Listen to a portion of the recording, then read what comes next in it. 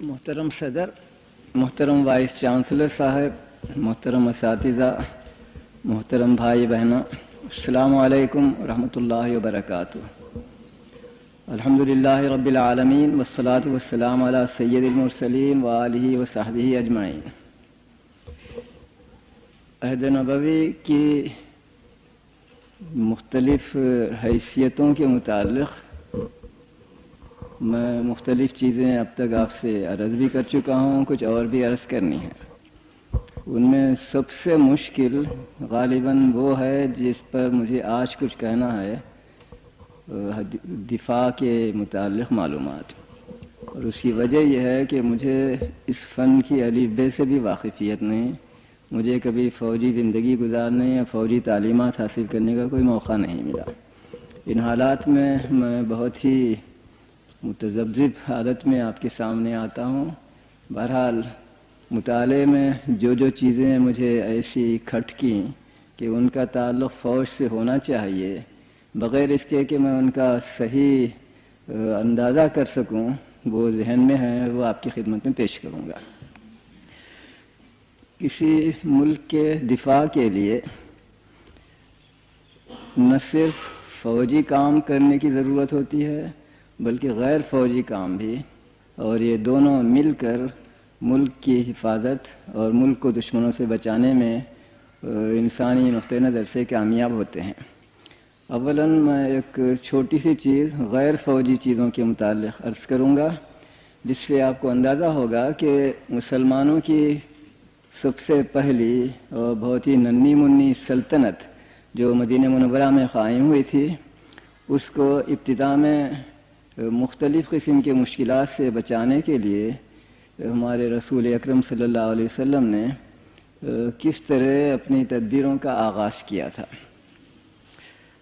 غالباً آپ کے ذہن میں ہوگا میں نے یہ بیان کیا کہ مکہ معظمہ سے جب مسلمان ہجرت کر کے مدینہ آنے پر مجبور ہوئے اور خود رسول اکرم بھی وہاں تشریف لائے، تو شاید عام حالات میں کسی سلطنت کے قیام کی ضرورت پیش نہیں آتی، لیکن مشرکین مکہ نے وہاں بھی چین لینے نہ دیا، وطن سے نکالا، وطن میں ان کی جائیدادوں کو ضبط کیا اور ہر طرح کی تکلیفیں سالہ سال تک دیتے رہے، اور جب مسلمان وہاں سے چلے گئے تو بھی انہیں چین نہیں آیا، اور مدینے والوں کو لکھ بھیجا کہ ہمارے دشمن کو صلی اللہ علیہ وسلم یا تو جان سے مار ڈالو یا اسے اپنے ملک سے نکال دو، ورنہ ہم مناسب تدبیریں اختیار کریں گے۔ یہ فوجی حملے کی دھمکی ایسی تھی کہ کوئی شخص اس کو آسانی سے نظر انداز نہیں کر سکتا تھا، خاص کر وہ نبی جسے اسوہ حسنہ بننا تھا دنیا کے سارے ہی قسم کے لوگوں کے لیے، بادشاہوں کے لیے بھی، فقیروں کے لیے بھی، عالموں کے لیے بھی، جاہلوں کے لیے بھی، عابدوں کے لیے بھی۔ تو اس نے آنے والے مسلمان حکمرانوں، آنے والے مسلمان سپہ سالاروں کے لیے ایک نمونہ چھوڑا ہے، اور وہ ہمارے لیے واقعی بہت سبق آموز چیز ہے۔ اولین تدبیر چند ابتدائی چیزوں کی تھی، وہ یہ کہ مہاجرین کو کس طرح روزگار پر لگایا جائے اور ان کی فوری ضرورتوں کو پور کیا جائے، اور اس کے لیے مواخات کا ادارہ قائم ہوا جس نے طرفۃ العین میں ان کی ساری مشکلوں کو ختم کر دیا۔ اس کے بعد دوسری تدبیر یہ فرمائی کہ شہر مدینہ میں چونکہ کوئی سلطنت نہیں پائی جاتی تھی اور وہاں صرف قبیلے ہی قبیلے تھے، اور یہ قبیلے سالہ سال سے خانہ جنگیوں میں مشغول تھے، باہمی ان میں نفرت اور حسد اور جلن اور دشمنی پائی جاتی تھی، اور اس کا نتیجہ یہ تھا کہ اگر ان قبیلوں میں سے ایک قبیلے پر ان کا کوئی دشمن حملہ کرے تو دوسرے سارے لوگ غیر جانبدار رہیں، اور اس کا نتیجہ یہ ہو کہ اسے تنہا مقابلہ کرنا پڑے اور ممکن ہے وہ نیست و نابود کر دیا جائے۔ ان حالات میں انتہائی فراست، ہم اس کو کہہ سکتے ہیں، انتہائی فراست کے ذریعے سے رسول اکرم صلی اللہ علیہ وسلم نے ایک تجویز پیش کی ملک کے باشندوں کو، یعنی شہر مدینہ کے باشندوں کو، کہ اپنے مذہبی اختلافات کے باوجود اپنی پرانی دشمنیوں کے باوجود اور اپنی آزادیوں کے جذبے نیشنلزم اگر میں اسے کہہ سکوں اس کے باوجود مناسب یہ ہوگا کہ تم سب مل کر ایک چھوٹی سی مملکت قائم کر لو، ان میں آپس میں ایک مرکزیت پیدا کر لو اور اپنے دشمن کے مقابلے کے لیے اپنی موجودہ قوتوں ہی کو کم از کم ایسا کر لو کہ اس کا کوئی جز بھی ضائع نہ جائے۔ اسے قبول کیا گیا، اور جیسا کل میں نے اشارتاً عرض کیا تھا کہ ایک مملکت قائم ہوئی جو شہر مدینہ کے بڑے حصے پر مشتمل تھی، اور اس میں مسلمان بھی شریک ہوئے، یہودی بھی شریک ہوئے، اور جو مشرک عرب تھے ابھی تک اسلام نہیں لائے تھے مدینے میں، وہ بھی اس میں داخل ہوئے، اور ان صوبوں نے بالاتفاق رسول اکرم صلی اللہ علیہ وسلم کو اپنا سردار تسلیم کیا، اور جو اختیار مرکز کے تھے وہ مرکز کے سپرد کیے گئے، اور بہت سی چیزوں کے متعلق یونٹس کو یعنی ہر قبیلے کو اس کی داخلی خود مختاری باقی رہی۔ جو چیزیں مرکز کے سپرد کی گئیں ان میں سب سے اہم فوجی دفاع کا مسئلہ ہے، چنانچہ صراحت کے ساتھ اس میں بیان کیا گیا ہے، اس مملکت کے دستور میں جو تحریری طور پر لکھا گیا تھا اور ہم تک پہنچا ہے کہ جب کبھی کوئی مقابلہ ہوگا کسی دشمن سے تو اس کا انتظام رسول اکرم کریں گے۔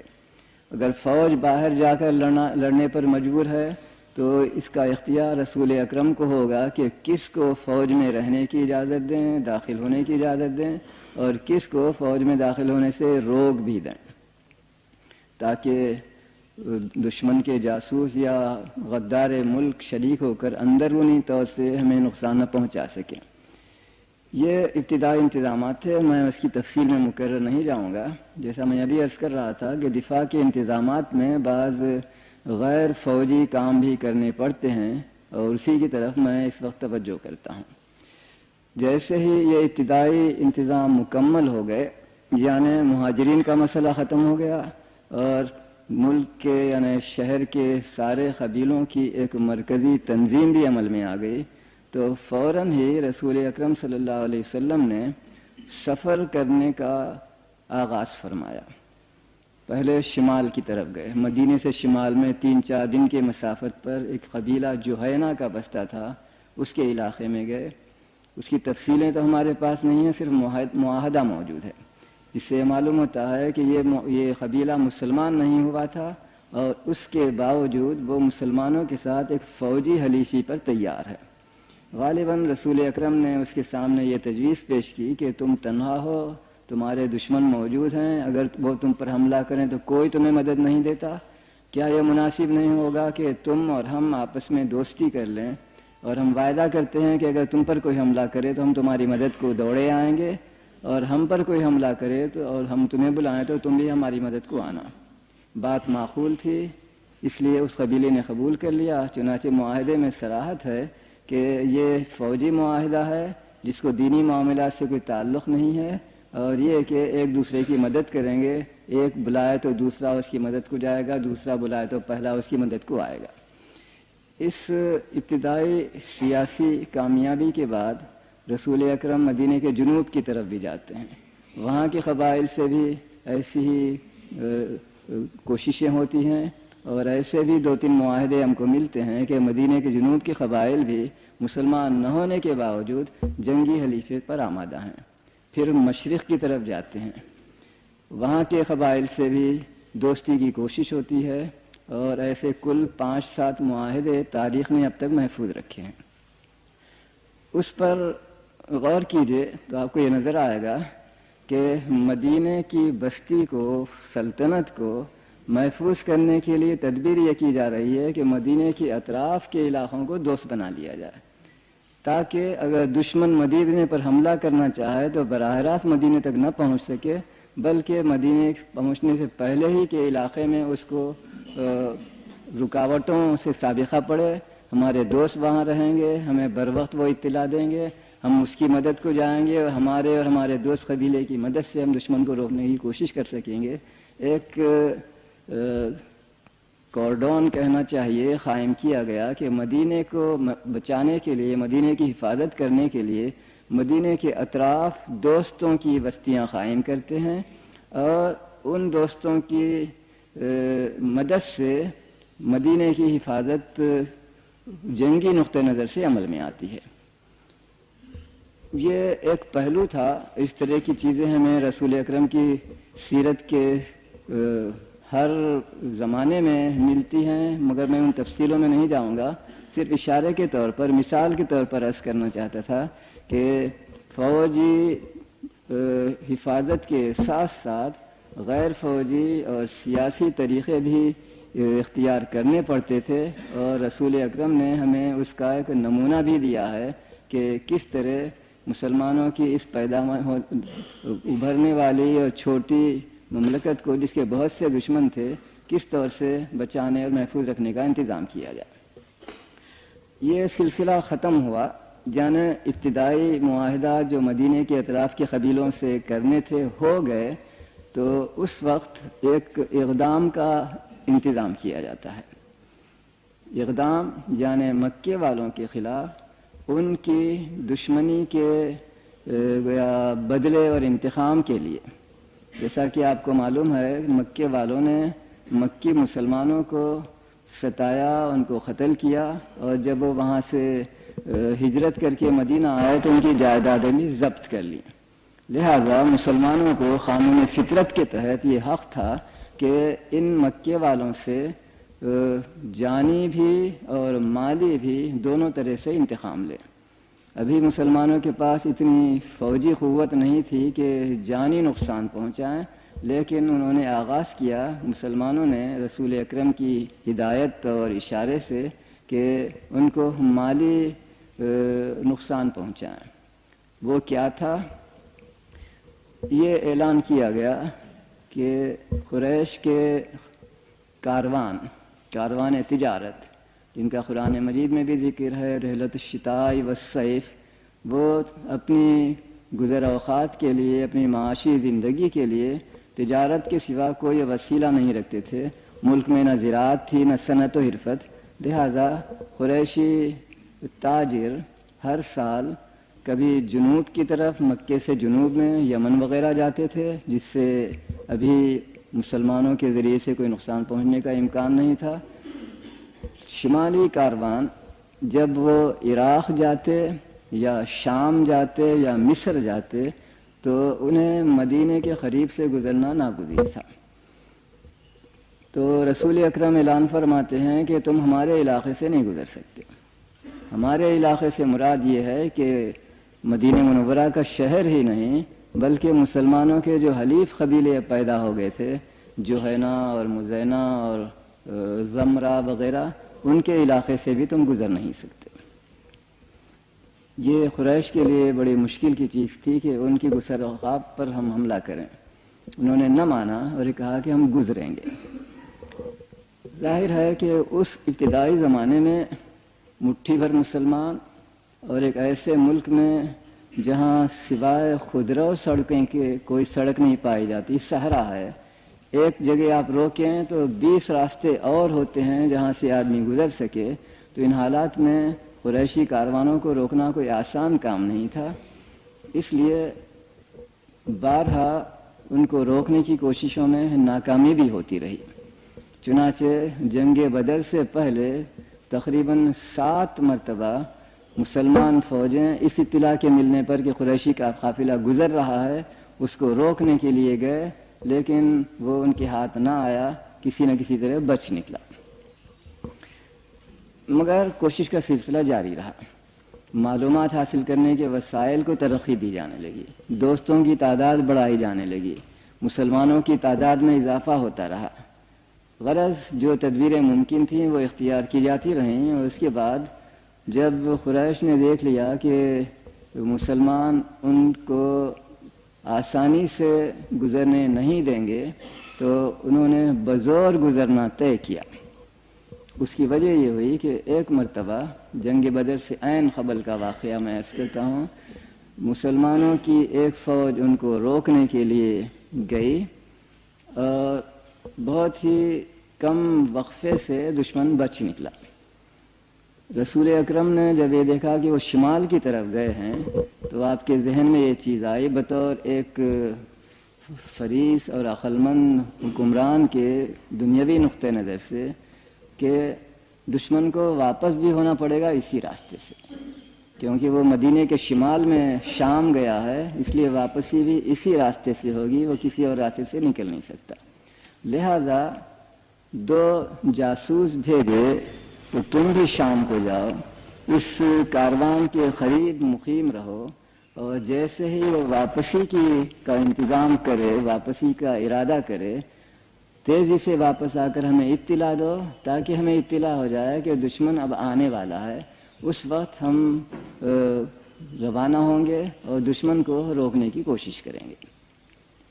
قدیم زمانے میں تار اور ہوائی جہازوں کا کوئی وجود تھا نہیں، اس لیے ان کاروانوں کی رفتار اور اس کی اطلاع دینے والے جاسوسوں کی رفتار دونوں بھی اونٹوں کے ذریعے ہی سے ہو سکتی تھی۔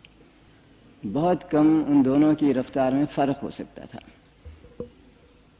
یہ دلچسپ چیز ہے کہ جب یہ دونوں مسلمان جاسوس تیزی سے مدینہ واپس آئے تو دیکھا کہ رسول اللہ کو ان کی آمد کی اطلاع اس سے پہلے ہو چکی ہے بعض دیگر وسائل سے، اور مدینے سے روانہ بھی ہو چکے ہیں۔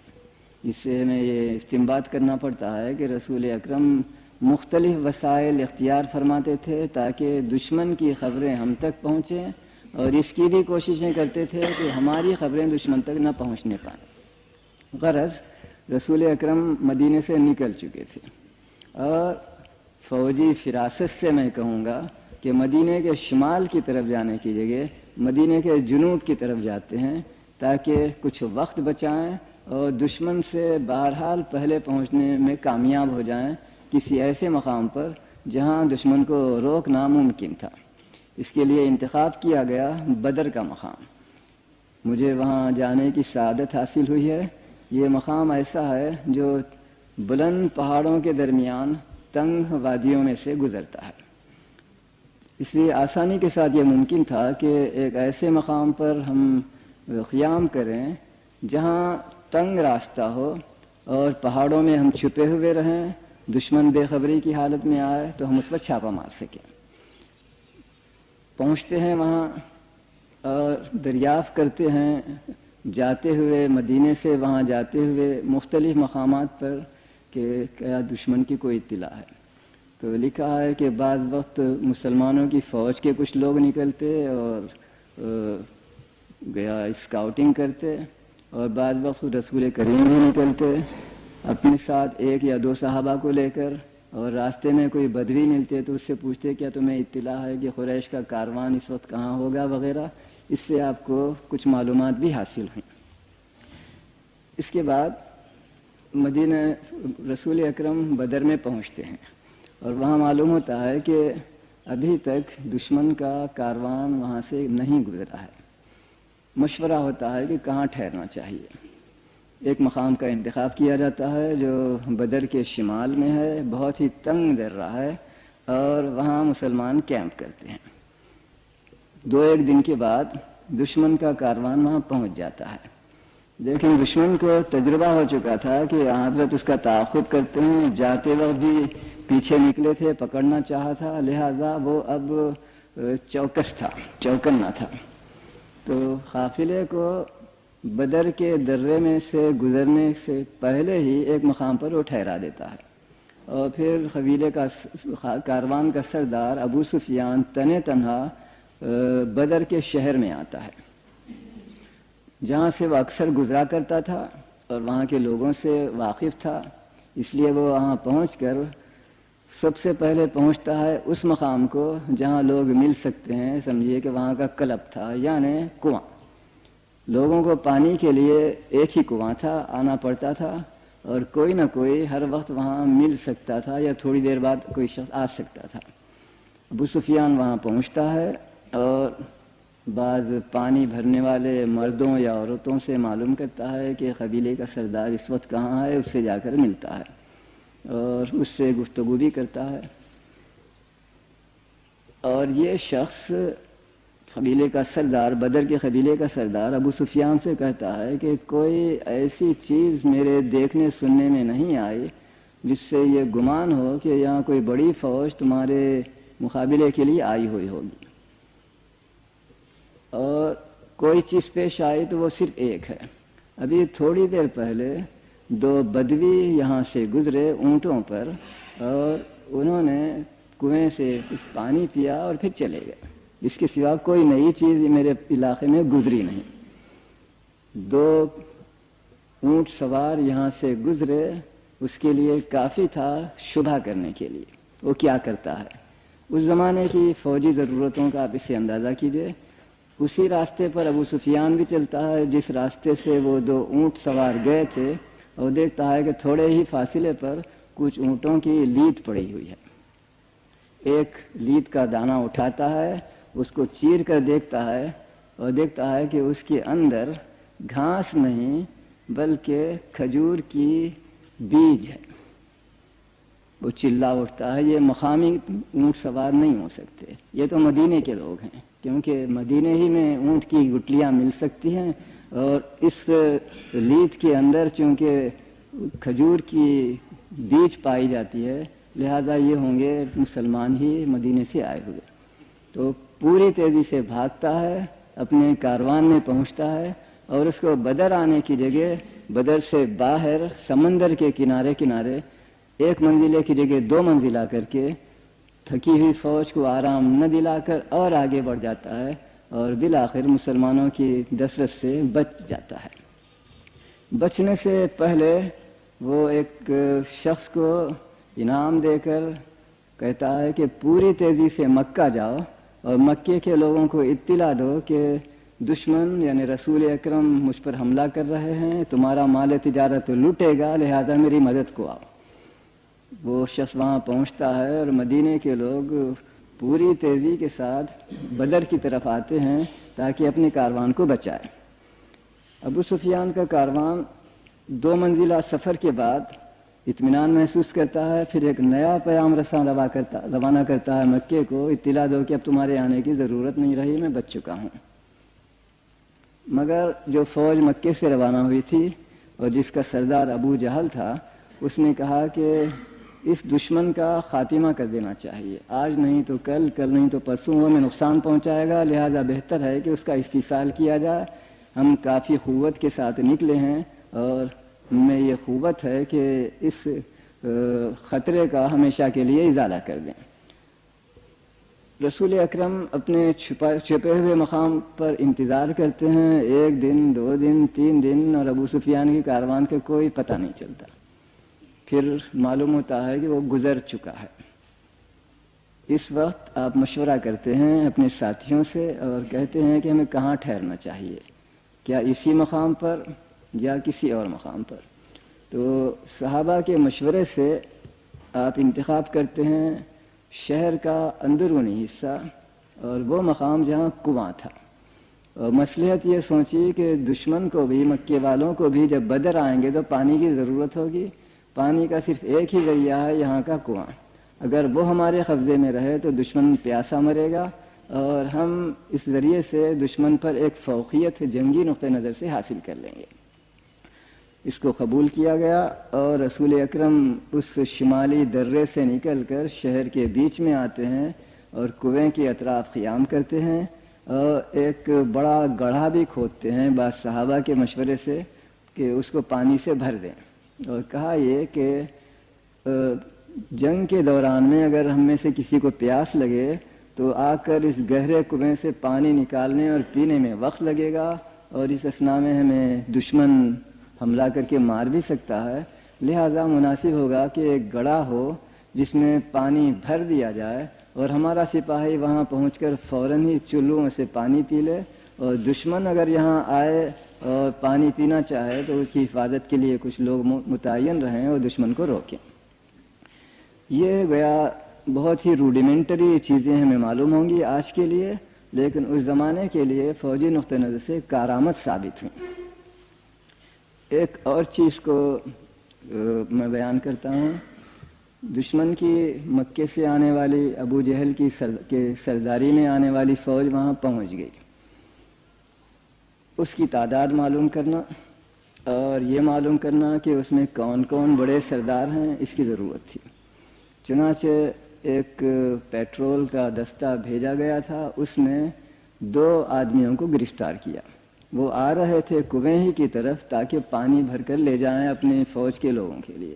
اسے مسلمانوں نے گرفتار کر لیا اور پکڑ کر لائے رسول اللہ کے پاس۔ اس وقت حضور نماز پڑھ رہے تھے، تو ان سپاہیوں نے ان 2 سقا لوگوں کو سے پوچھا کہ تم کون ہو؟ تو انہوں نے کہا ہم مکے سے آنے والی فوج کے لوگ ہیں۔ انہوں نے اسے مار کر پیٹ کر پوچھا، نہیں کہو گے تم حقیقت میں ابو سفیان کی فوج کے لوگ ہو؟ نہیں، ہم ابو سفیان کے نہیں۔ جب انہیں مارا پیٹا گیا تو وہ کہتے پھر کیا کہیں، کہو کہ ہم ابو سفیان کی فوج کے لوگ ہیں، تو وہ کہہ دیتے کہ ہم ابو سفیان کی فوج ہیں۔ پھر ذرا آرام لے کر دوبارہ پوچھتے تم کون ہو، تو وہ کہتے ہیں ہم مکے سے آنے والی فوج کے لوگ ہیں۔ رسول اللہ نماز پڑھ رہے تھے۔ نماز سے فارغ ہونے کے بعد آپ فرماتے ہیں جب وہ سچ کہتے ہیں تم ان کو مارتے ہو، جب وہ جھوٹ کہتے ہیں تم ان کو چھوڑ دیتے ہو۔ خیر، اس کے بعد خود رسول کریم اس سوال کے ان لوگوں سے سوال کرنے پر خود متوجہ ہوتے ہیں۔ وہاں بھی ہمیں ایسی چیزیں نظر آتی ہیں جو فوجی نقطہ نظر سے دلچسپ ہیں۔ ان سے پوچھا کہ تم کون ہو؟ کہا ہم مکے سے آنے والی فوج کے لوگ ہیں۔ بہت اچھا، تم کتنے ہو؟ ہمیں معلوم نہیں۔ واقعتاً ان کو معلوم نہیں تھا کتنے لوگ ہیں، انہوں نے کہا ہمیں معلوم نہیں۔ پھر کیسے معلوم کریں؟ رسول اکرم ان سے پوچھتے ہیں کہ یہ بتاؤ کہ روزانہ لوگوں کی غذا کے لیے کتنے اونٹ تم ذبح کرتے ہو؟ انہوں نے کہا کہ ایک دن 9، ایک دن 10۔ حضور نے فوراً استنباط کیا کہ ان کی تعداد 900 اور 1000 کے مابین ہونی چاہیے، کیونکہ ایک اونٹ 100 آدمیوں کے لیے ایک دن بھر کی غذا کے لیے کافی ہوتا ہے۔ حقیقتاً ان کی تعداد 950 تھی، اس لیے ایک دن 9 اونٹ، ایک دن 10 اونٹ ذبح کرتے تھے۔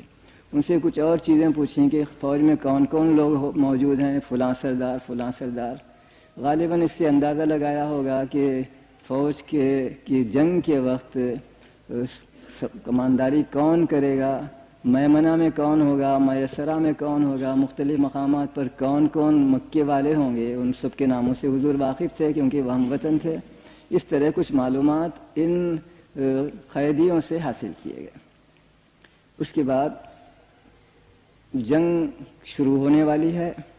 صبح کو، رات کو رسول اکرم کا جو طرز عمل رہا وہ یہ بتاتا ہے کہ پہلے تو کچھ دیر آرام فرمایا، پھر بہت تڑکے بہت سویرے اپنی چھوٹی سی فوج جس میں 312 آدمی تھے اس کی تقسیم کی، اور کہا کہ یہ فوج کے مقدمے میں رہے، یعنی سامنے کے حصے میں یہ دائیں ہاتھ پر میمنہ، یہ بائیں ہاتھ پر میسرہ، اور یہ قلب اور یہ ساقہ جو 5 حصوں میں تقسیم ہوتی تھی اس میں تقسیم کیا۔ ہر ایک کے افسر مقرر کیے، اس کا سردار فلاں ہوگا، اس کا سردار فلاں ہوگا، یہ انصاری یا یہ مہاجر وغیرہ۔ اور اس کے بعد کچھ تفصیلیں اور ملتی ہیں جو دنیاوی نقطہ نظر سے آئندہ آنے والے سپہ سالاروں اور بادشاہوں کے لیے نمونہ بننے کے لیے، نبی ہونے کے باوجود، خدا کی حفاظت کا یقین ہونے کے باوجود انتظامی طور پر یہ تدبیر اختیار کرتے ہیں کہ ایک چھوٹی سی پہاڑی پر ایک جھونپڑا تعمیر کیا جاتا ہے تاکہ جنگ کے وقت رسول اللہ اس جھونپڑے کے اندر رہ کر مشاہدہ کرتے رہیں اور حسب ضرورت فوج کو بڑھائیں، ہٹائیں، اور دشمن کے کس حصے پر کمزوری دے کر حملہ کیا جائے، کس حصے پر مسلمانوں کی کمزوری دے کر وہاں کمک بھیجی جائے وغیرہ، اس کو آپ دیکھ سکیں، اور یہ دیکھتے وقت مقام کھلا نہ ہو کہ دشمن کی تیریں آپ کو لگیں گی۔ اس لیے جھونپڑا سا تعمیر کیا جاتا ہے تاکہ اس کے اندر رہ کر دشمن کی تیروں سے اپنے آپ کو بچاتے ہوئے وہ کام انجام دے سکیں جس کی ضرورت تھی۔ خدا نخواستہ جنگ میں مسلمانوں کو شکست ہو تو رسول اللہ ان تیز رفتار اونٹنیوں پر سوار ہو کر فوراً مدینہ منورہ چلے جائیں، اور نعوذ باللہ آپ کو شہادت کی ضرورت پیش نہ آئے، آپ شہید نہ ہو جائیں۔ تو یہ بتاتا ہے کس قدر فراست کے ساتھ جنگ کا آپ انتظام فرماتے رہے۔ مسلمانوں کے 312 آدمی اور دشمن کے 950 آدمی۔ مسلمانوں کی پوری فوج میں شاید 2 گھوڑے ہیں، دشمن کے پاس 100 سے زیادہ گھوڑے ہیں۔ مسلمانوں کے پاس مثلاً 10 زرہ بختر ہیں، دشمن کے پاس 200 ہیں، وغیرہ وغیرہ، ہر لحاظ سے وہ مسلمانوں کی فوج سے زیادہ طاقتور اور زیادہ قوی دشمن موجود تھا۔ اس انتظام کے بعد کہ کون سی فوج کس حصے میں رہے، رسول اکرم اس جھونپڑی ہی میں جو آپ کے لیے تعمیر کی گئی تھی خدا کے سامنے سجدے میں گر پڑتے ہیں اور دعا کرتے ہیں، اور وہ دعا بھی ہمارے لیے اثر انداز ہے۔ وہ دعا یہ تھی کہ اے اللہ، اگر تو چاہتا ہے کہ دنیا میں آئندہ تیری کوئی عبادت نہ ہو تو اس چھوٹے سے دستے کو جو تیری خاطر لڑ رہا ہے شکست دے۔ اس کے برخلاف اگر تو چاہتا ہے کہ تیری عبادت ہو تو اس چھوٹے دستے کو اس بڑے دستے پر غلبہ عطا کر۔ اس کے بعد آپ باہر نکلتے ہیں، فوج سے مخاطب ہوتے ہیں، اور یقیناً اس کے سامنے بھی یہی دہرایا گیا ہوگا کہ تم خدا کی خدائی کے اس وقت ساری دنیا میں واحد ذمہ دار ہو، اور انہیں جو بلبلہ دلوں میں پیدا ہو گیا کہ ہم ہی وہ واحد شخص ہیں جو اس وقت خدا کی خاطر لڑ رہے ہیں، باقی سب خدا کے دشمن ہیں، تو انہیں اس ولولے کے باعث ایک ایک آدمی کو ہزار آدمی کی قوت حاصل ہو جانی چاہیے، وہ جان پر کھیل جائے گا۔ آج کل کی فوجوں کی طرح سپاہیوں کو شراب پلا کر لڑائی پر آمادہ نہیں کیا جاتا، بلکہ اس جذبے کے ذریعے سے ان میں جوش بھر دیا جاتا ہے کہ تم ایک مقصد کے لیے جنگ کر رہے ہو، اور وہ مقصد دنیا کا سب سے بہتر، سب سے بڑا مقصد ہے۔ جنگ شروع ہوتی ہے، اس سے آپ واقف ہیں نتیجے سے کہ ان مٹھی بھر آدمیوں نے دشمن کو شکست دی، اور دشمن کے 70 آدمیوں کو ان لوگوں نے قتل کیا، اور 70 یا اس سے زیادہ ہی آدمیوں کو گرفتار بھی کیا۔ میں اب ایک دوسرے پہلو پر جاتا ہوں قانون جنگ کے سلسلے میں، کہ دشمن کی مال غنیمت، دشمن سے لیے ہوئے مال غنیمت کو اور دشمن کے آدمیوں سے ہمارا کیا برتاؤ ہونا چاہیے۔ رسول اکرم حسب معمول اپنے صحابہ سے مشورہ کرتے ہیں کہ تمہاری رائے میں کیا کرنا چاہیے۔ حضرت عمر کا مشورہ یہ تھا، یا رسول اللہ، یہ ہمارے ازلی ابدی دشمن ہیں، انہوں نے اب تک بے وجہ گزشتہ 15-20 سال سے ہمیں نقصان پہنچایا ہے، اس کی قطعاً کوئی توقع نہیں ہے کہ وہ مسلمان ہوں گے۔ وہ ہمیں جانی نقصان بھی پہنچا چکے ہیں، ہمیں مالی نقصان بھی پہنچا چکے ہیں۔ میری رائے میں ان سب کا سر قلم کر دینا چاہیے۔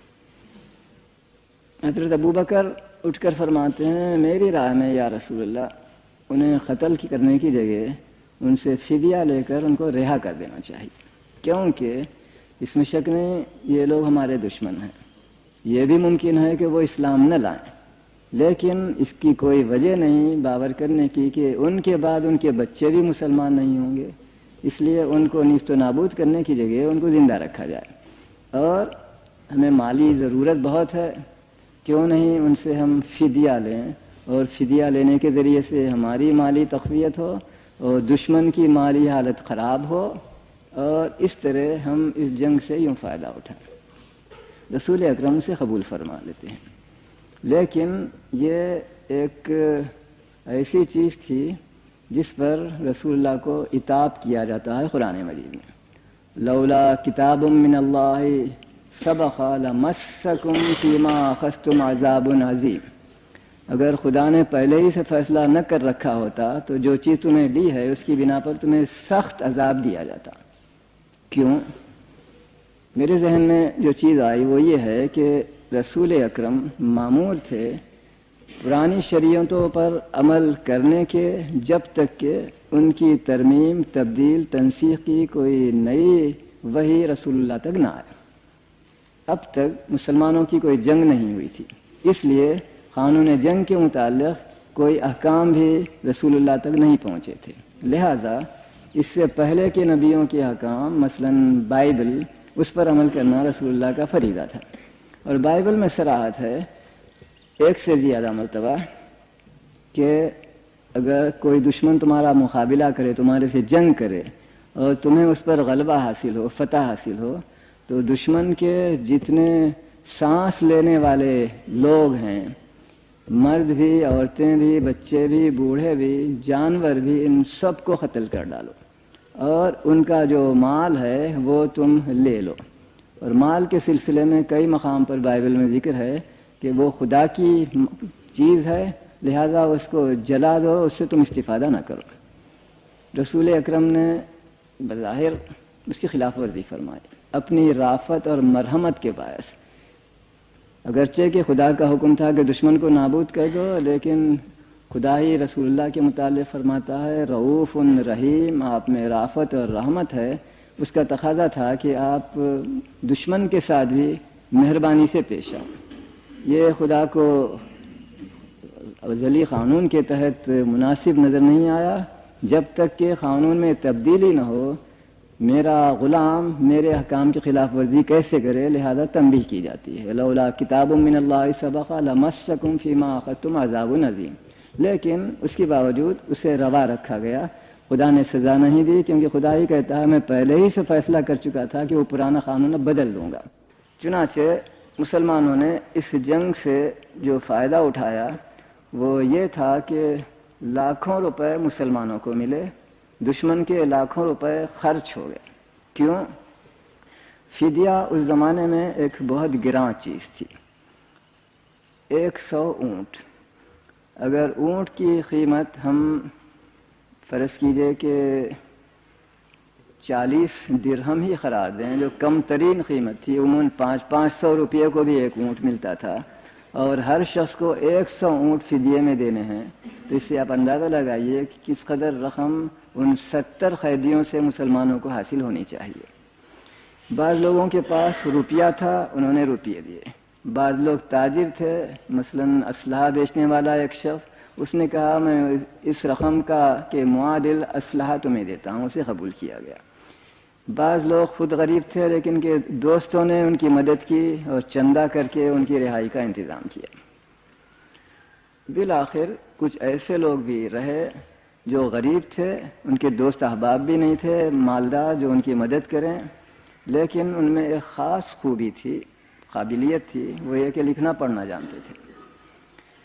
یہ نبی امی کی سنت کا، سیرت کا ایک عجیب و غریب حیرت انگیز واقعہ ہے کہ وہ ان قیدیوں کو جو لکھنا پڑھنا جانتے ہیں 100 اونٹ دینے کے لیے کی جگہ یہ کہتے ہیں کہ 10 مسلمان بچوں کو لکھنا پڑھنا سکھا دو، یہ تمہارے لیے فدیہ ہوگا، تمہیں مفت رہا کر دیا جائے گا۔ جس سے علم کی ترقی کے لیے رسول اللہ کی خواہشوں کا ہمیں اندازہ ہوتا ہے۔ کچھ لوگ ایسے بھی تھے، 1 یا 2، جنہیں نہ لکھنا پڑھنا آتا تھا، نہ مالدار تھے، نہ ان کے مالدار دوست تھے، تو بالآخر رسول اللہ طے فرماتے ہیں کہ ان سے صرف وعدہ لیا جائے کہ وہ آئندہ مسلمانوں سے جنگ نہ کریں گے، اور اس وعدے ہی پر اعتماد کر کے انہیں مفت رہا کر دیا جائے۔ ایسی بھی صورتیں پیش آئیں۔ ایک صورت یا 2 صورت ایسی بھی ہے کہ مسلمانوں کے کچھ قیدی کسی قبیلے میں تھے، اس کو رہائی دلانے کے لیے اس کے آدمی کو رہا کیا گیا تاکہ مسلمان کو رہا کیا جائے۔ غرض قانون جنگ کی بے شمار نظیریں اس پہلی جنگ بدر کے دوران میں ہمیں نظر آتی ہیں، جس پر مسلمانوں کا انٹرنیشنل لا مبنی ہو جاتا ہے۔ میں اس پر ختم کرتا ہوں جنگ بدر کے حالات کو۔ مکے والوں کو شکست ہوئی تھی، وہ مکہ واپس گئے، لیکن مطمئن نہیں ہوئے۔ انہوں نے خیال کیا کہ ہمیں اتفاقاً شکست ہوئی ہے، لہذا ہمیں انتقام لینا چاہیے، لہذا ہمیں تیاری کرنی چاہیے۔ اس لیے تقریباً 1 سال تک وہ مزید کئی لاکھ روپیہ خرچ کر کے ایسے سپاہیوں کو فراہم کرتے ہیں جو اجرت پر لڑتے ہوں۔ مرسنریز مختلف قبائل میں گئے، کہا کہ ہر شخص کو اتنی رقم دی جائے گی تاکہ وہ ہماری فوج میں بھرتی ہو اور جنگ کرنے والے ہیں، جہاں مال غنیمت بھی ملے گا وغیرہ وغیرہ۔ یہ سال بھر کی تیاری کے بعد فوج مکے سے مدینے کی طرف آتی ہے، اس وقت ان کی تعداد تگنی ہے پہلے سے بھی۔ پہلی جنگ میں اگر 950 آدمی تھے تو اب 3000 آدمی ان کی فوج میں پائے جاتے ہیں۔ مسلمانوں کے پاس اس وقت ایسے لوگ، ایسے افراد جو ہتھیار اٹھا سکتے ہوں، زیادہ سے زیادہ 1000 پائے گئے شہر مدینہ کے اندر۔ ان میں سے 300 آخری وقت دغا دے کر کہنا چاہیے آپ کو چھوڑ بھی جاتے ہیں۔ وہ کیا واقعہ پیش تھا؟ مدینہ منورہ میں اسلام سے پہلے ایک شخص تھا عبداللہ ابن ابی بن سلول، جس کو مدینے والے بادشاہ بنانا چاہتے تھے، کم از کم ایک قبیلے کے لوگ۔ اس کے لیے تاج شہریاری تیار کرنے کے لیے سناروں کو فرمائش بھی دی جا چکی تھی۔ اتنے میں رسول اللہ مدینہ آتے ہیں اور اس کی بادشاہی کا مسئلہ داخلی دفتر کر کے ختم کر دیا جاتا ہے۔ ظاہر ہے اسے دکھ ہوا ہوگا، وہ کبھی خوش دلی کے ساتھ اخلاص کے ساتھ مسلمان نہیں ہو سکا ہوگا۔ چنانچہ اسی شخص نے جنگ احد کے موقع پر، جس کا میں اب ذکر کر رہا ہوں، رسول اللہ سے کہا کہ مدینے کے اندر رہ کر مقابلہ کرنا چاہیے، مدینے کے باہر جا کر کھلے میدان میں دشمن سے مقابلہ نہیں کرنا چاہیے۔ ابتداءً رسول اللہ کی بھی یہی رائے تھی۔ آپ نے اپنے صحابہ سے مشورہ کیا، بالآخر بظاہر اکثریت کی رائے سے، نوجوانوں کے اصرار پر رسول اللہ نے طے فرمایا کہ اچھا ہم باہر نکل کر مقابلہ کریں گے۔ اس وقت عبداللہ بن ابی بن سلول کہتا ہے کہ یہ شخص بچوں کی بات تو مانتا ہے، مجھ جیسے عقل مند اور ماہر اور دیرینہ تجربہ کار کی بات نہیں مانتا، اس کے ساتھ مقابلہ کرنا ہمارے لیے مصیبت کا باعث بنے گا۔ لہٰذا وہ اپنے 300 ساتھیوں کو لے کر مدینہ واپس ہو جاتا ہے اور رسول اللہ کا ساتھ نہیں دیتا۔ برس 700 آدمی مسلمانوں کے ساتھ ہیں، دشمن کی 3000 فوج ہے۔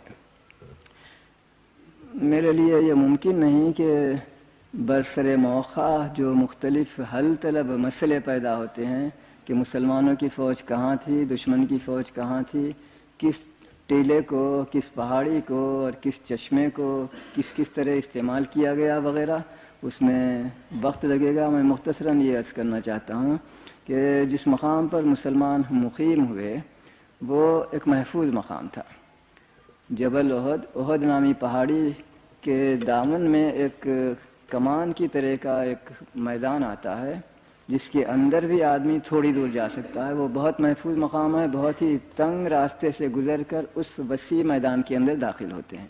اندرونی وسیع میدان میں مسلمان کیمپ کرتے ہیں اور جنگ کے لیے بیرونی دائرے کے اندر اور اس سے بھی نیچے آتے ہیں، کیونکہ دشمن ذرا دور ایک اور مقام پر ٹھہرا ہوا تھا۔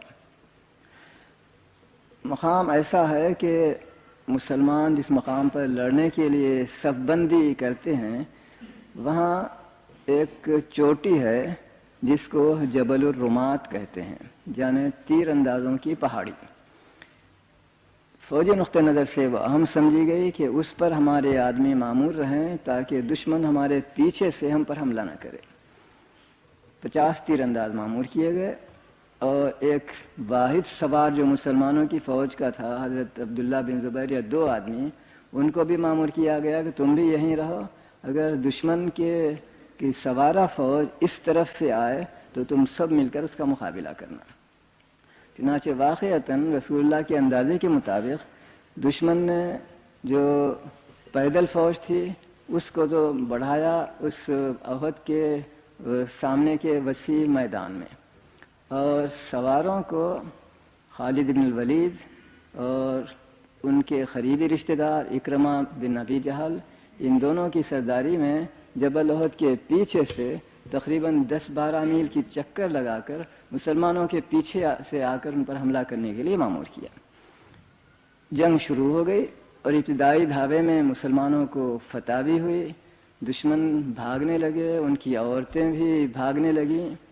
این اس وقت سوارہ فوج پیچھے سے پہنچی، اس نے حملہ کیا اور تیر اندازوں نے اور مسلمانوں کی سوارہ فوج یعنی 2 سواروں نے ان کا مقابلہ بھی کیا اور انہیں پسپا بھی کیا۔ اس کی وجہ یہ ہے کہ وہ تنگ مقام تھا۔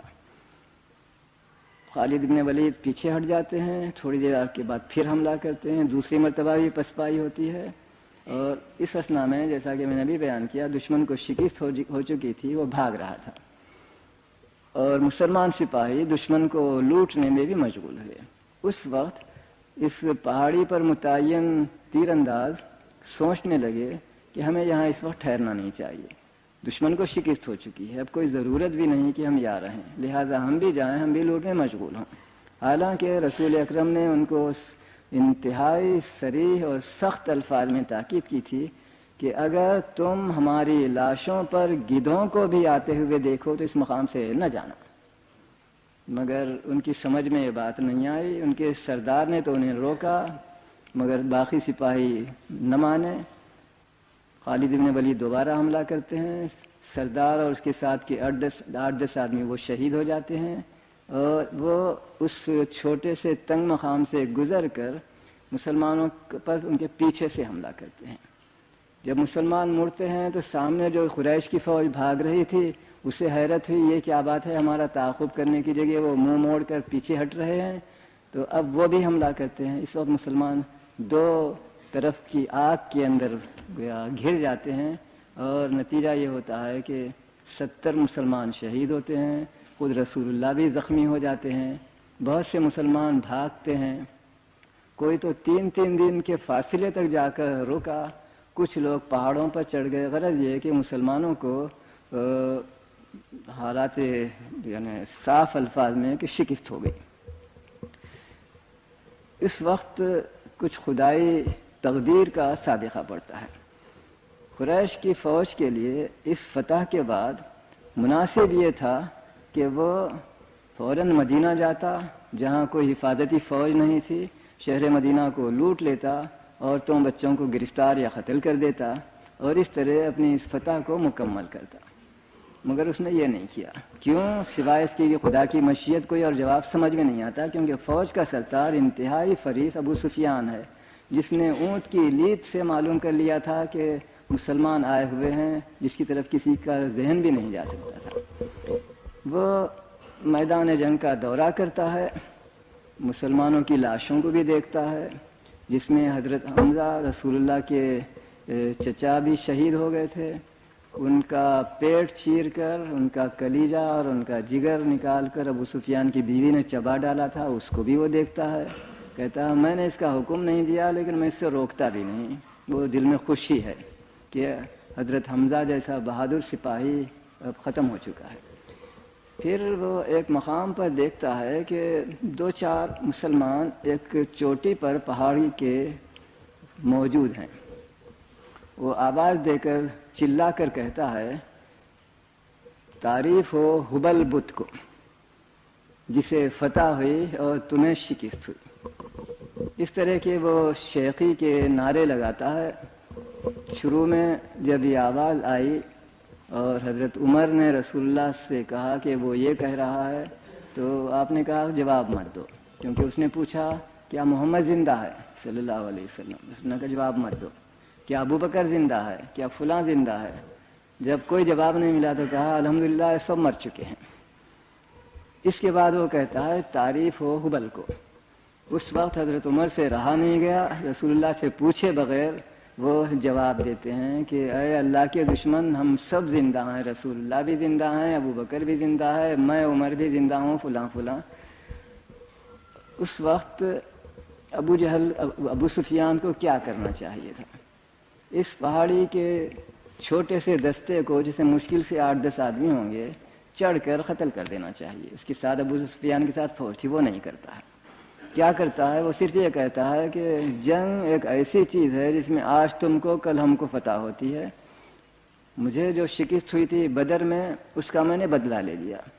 میرا بیٹا حنظلہ مارا گیا تھا، آج ایک دوسرے حنظلہ کو جو بہت بڑے مسلمان مجاہد تھے، جو ابو عامر راہب کے عیسائی کے بیٹے لیکن نہایت راسخ العقیدہ مسلمان تھے، وہ بھی شہید ہو گئے تھے. حنظلہ کے بدلے میں حنظلہ کو قتل کر چکا ہوں، فلاں فلاں. یہ کہتے ہوئے کہا کہ آئندہ سال تم سے اسی زمانے میں جنگ ہوگی. غرض یہ کہ ابو سفیان کس بنا پر اپنی فتح سے فائدہ نہیں اٹھانا چاہتا سوائے اس کے کہ اس کی عقل ماری گئی ہو. اس نے کچھ نہیں کیا اور واپس ہو گیا. جب واپس ہونے لگا تو رسول اکرم اپنی عسکری فراست سے یہ سوچتے ہیں شاید یہ مدینہ جا رہے ہوں مدینہ کو لوٹنے کے لیے. کیا کرنا چاہیے؟ حفاظت کرنی چاہیے. کس طرح کرنی چاہیے؟ اولاً آپ 1 یا 2 سپاہیوں کو بھیجتے ہیں جاسوسی کے لیے. کہا کہ دیکھو یہ فوج مکے والوں کی کس طرح واپس جا رہی ہے، کیا مکہ جا رہی ہے یا مدینہ جا رہی ہے. اور کس طرح معلوم کریں؟ یہ دیکھو کہ وہ گھوڑوں پر سوار ہیں یا گھوڑوں کو کوتل میں لے کر اونٹوں پر سوار ہیں۔ گھوڑوں پر سوار ہیں تو معنی یہ ہے کہ کسی قریبی مسافت پر جا رہے ہیں، اونٹوں پر سوار ہیں تو معنی یہ ہے کسی دور دراز مقام کو جا رہے ہیں۔ چنانچہ ان سپاہیوں نے آ کر کہا کہ وہ لوگ اونٹوں پر سوار ہیں، گھوڑے کوتل میں ساتھ ساتھ ہیں اونٹوں کے بازو، تو رسول اللہ کو اطمینان ہوا۔ پھر شہیدوں کو دفن کرنا، زخمیوں کی مرہم پٹی کرنا وغیرہ ان چیزوں سے فارغ ہونے کے بعد آپ مدینہ تشریف لاتے ہیں، لیکن عسکری فراست سے آپ پھر سوچتے ہیں شاید دشمن تھوڑی دور آگر جا کر پچھتائے پھر واپس آئے۔ کیا کرنا چاہیے؟ اس کی دفاع کے لیے انتظام کرنا ضروری ہے۔ رسول اللہ اعلان فرماتے ہیں جو لوگ احد کی جنگ میں شریک تھے صرف وہی لوگ شہر سے نکلیں، کسی اور شخص کو داخلے کی اجازت نہیں ہوگی۔ یہ کس بنا پر تھا؟ یہ ہمارے تجربہ کار فوجی افسر بیان کریں گے۔ شاید اس بنا پر کہ انہی لوگوں کو انتقام کا جذبہ زیادہ ہوگا، جو لوگ سابقہ فوج میں شریک نہیں تھے، سابقہ لڑائی میں، ان کے دل میں وہ جذبہ نہیں ہوگا۔ بہرحال رسول اکرم ان سپاہیوں کو لے کر، جن میں سے بہت سے زخمی بھی تھے، مدینے کے جنوب میں تقریباً 3 دن کی مسافت تک جاتے ہیں، دشمن کے پیچھے پیچھے، پھر کیمپ کرتے ہیں۔ واقعتاً ابو سفیان نے سوچا کہ ہم نے غلطی کی، ہم نے اپنی فتح سے فائدہ نہیں اٹھایا، لہذا چاہیے کہ ہم مدینے کی طرف واپس جائیں۔ آنے لگا تو اسے بھی پتہ چل گیا کہ رسول اللہ مدینے سے نئی فوج لے کر ہمارے مقابلے کے لیے آ چکے ہیں۔ اسے ڈر ہوا، پہلے ہی لڑائی میں ہم اس کا مقابلہ نہیں کر سکے تھے، اب کیا کریں گے؟ ممکن ہے اس میں فوج میں اور لوگوں کا بھی اضافہ ہو گیا ہو۔ تو ایک بہانے کے طور پر وہ ایک آدمی کو بھیجتا ہے اطلاع دینے کے لیے کہ ابو سفیان بہت بڑی فوج کے ساتھ آ رہا ہے، لہذا تمہارے لیے بہتری یہی ہے کہ یہاں نہ رہو، واپس جاؤ۔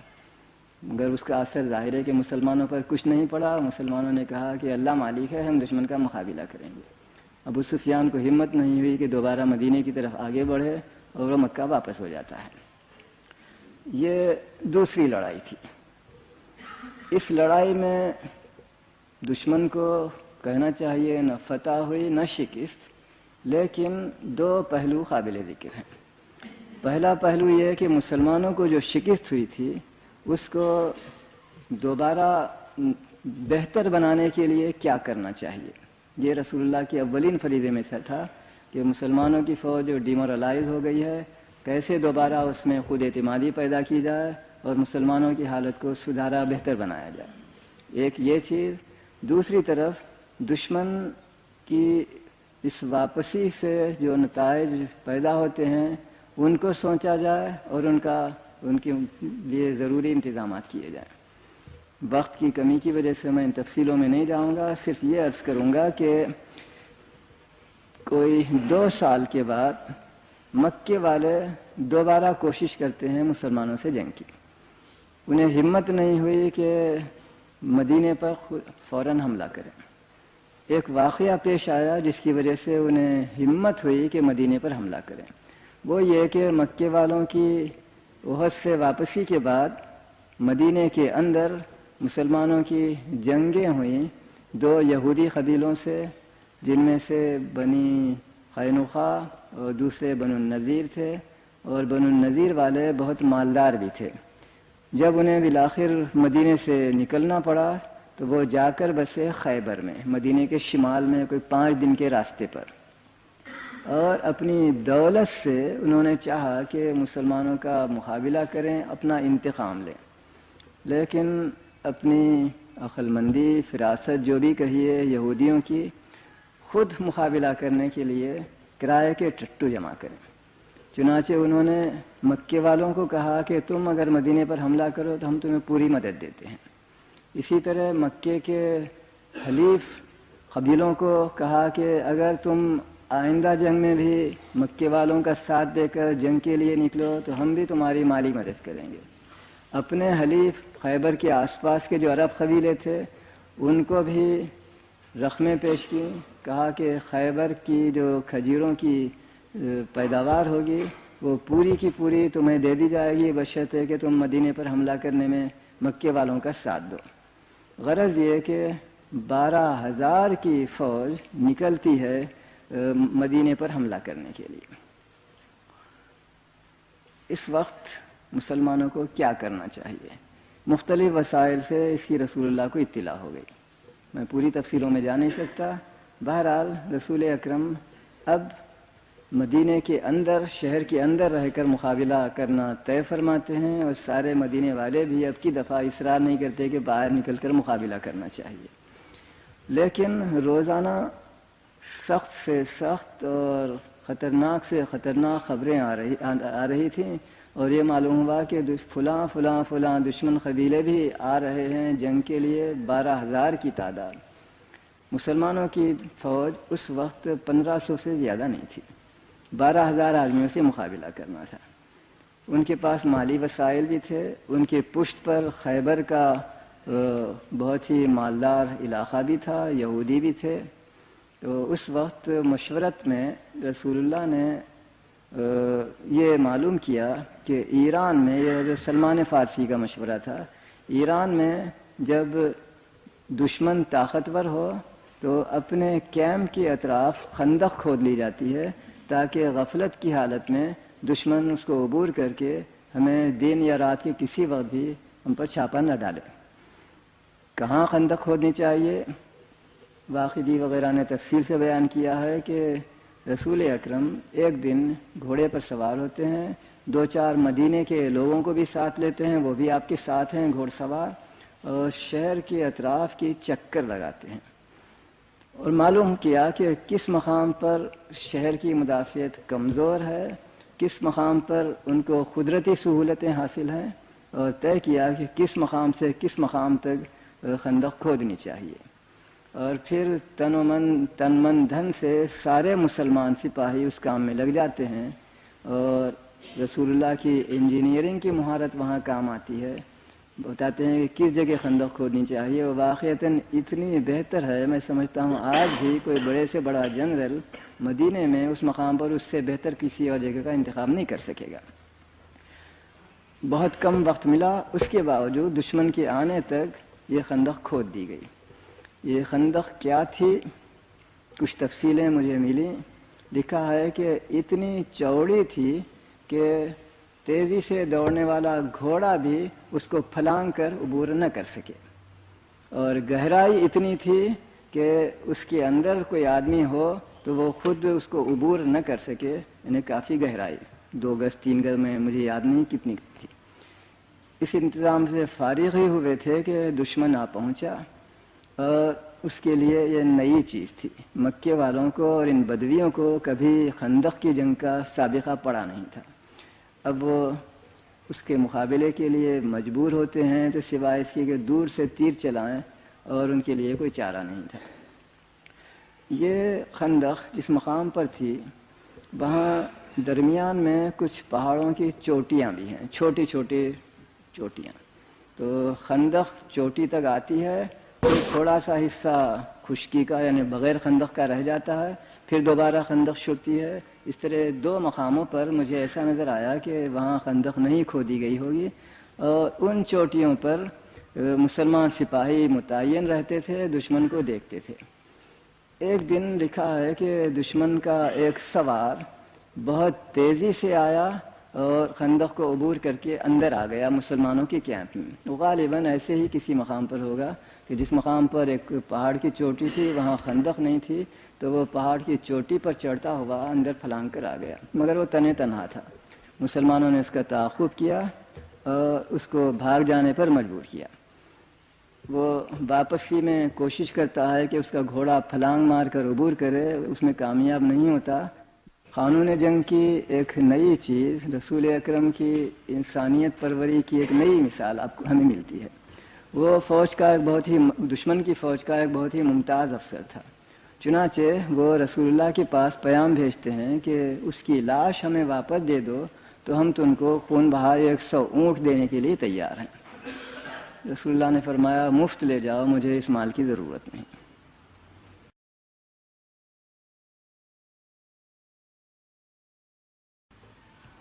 اس سے یقیناً دشمن کے دل پر اچھا اثر پڑا ہوگا، اور ہم دیکھیں گے کہ بعد میں ایسی ہی تدبیروں سے رسول اکرم دشمن کو نابود کرنے کی جگہ اس کو مسلمان ہونے کے لیے آمادہ کرتے ہیں۔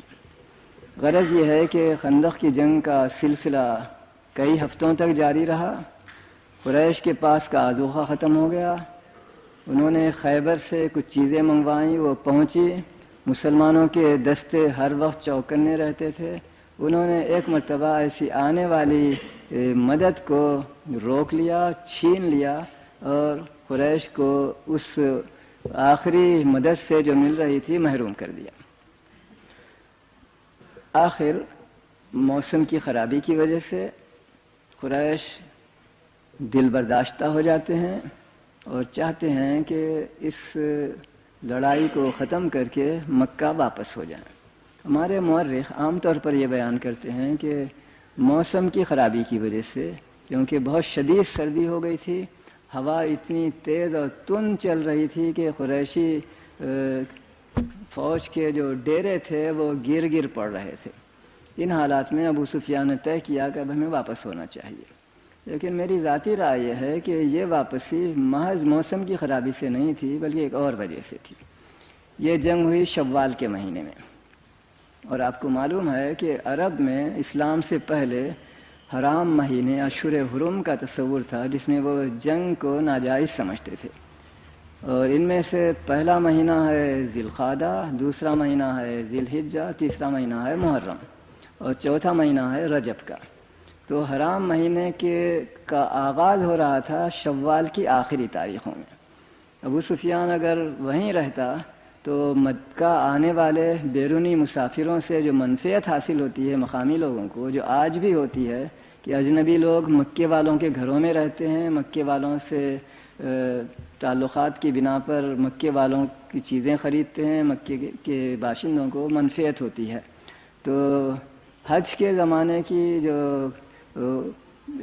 معاشی اقتصادی نقطہ نظر سے آمدنی ہوتی ہے اس سے محروم نہ ہونا چاہیے. ایک یہ، اور دوسرے سپرسٹیشن بھی کہ حرام مہینوں میں جنگ نہیں کرنی چاہیے. یہ دونوں وجوہ زیادہ مؤثر ہوں گے بنسبت محض موسم کی خرابی کے. جو بھی ہو، آخری دنوں میں قریشیوں نے ایک تدبیر اور سوچی. اس میں غالباً انہیں مشورہ ملا خیبر کے یہودیوں کا. چنانچہ جب خیبر کے یہودیوں کو معلوم ہوا کہ باوجود 12,000 کی فوج کے، باوجود ایک مہینوں کی جنگوں کے قریشی کامیاب نہیں ہو رہے ہیں، تو ان کا سردار مدینہ آیا چھپ کر، صورتحال معلوم کی اور دیکھا کہ ایک صورت ممکن ہے مسلمانوں کو شکست دینے کی. وہ یہ کہ شہر مدینہ کے اندر ابھی یہودیوں کا ایک اور قبیلہ بستہ ہے، بنو قریظہ. مسلمان ان کی طرف سے مطمئن ہیں، اور یہ لوگ اگر مسلمانوں پر پیچھے سے حملہ کریں عین اس وقت جب سامنے سے قریشی اور ان کے ساتھی جنگ کر رہے ہیں، تو مسلمان دو دشمنوں کے ہاتھوں میں گھر جائیں گے اور انہیں شکست ہو سکے گی. یہ سردار بنو نذیر کا ان یہودیوں کے پاس، بنو قریظہ کے پاس جا کر ان کو آمادہ کرتا ہے کہ تم جنگ کرو.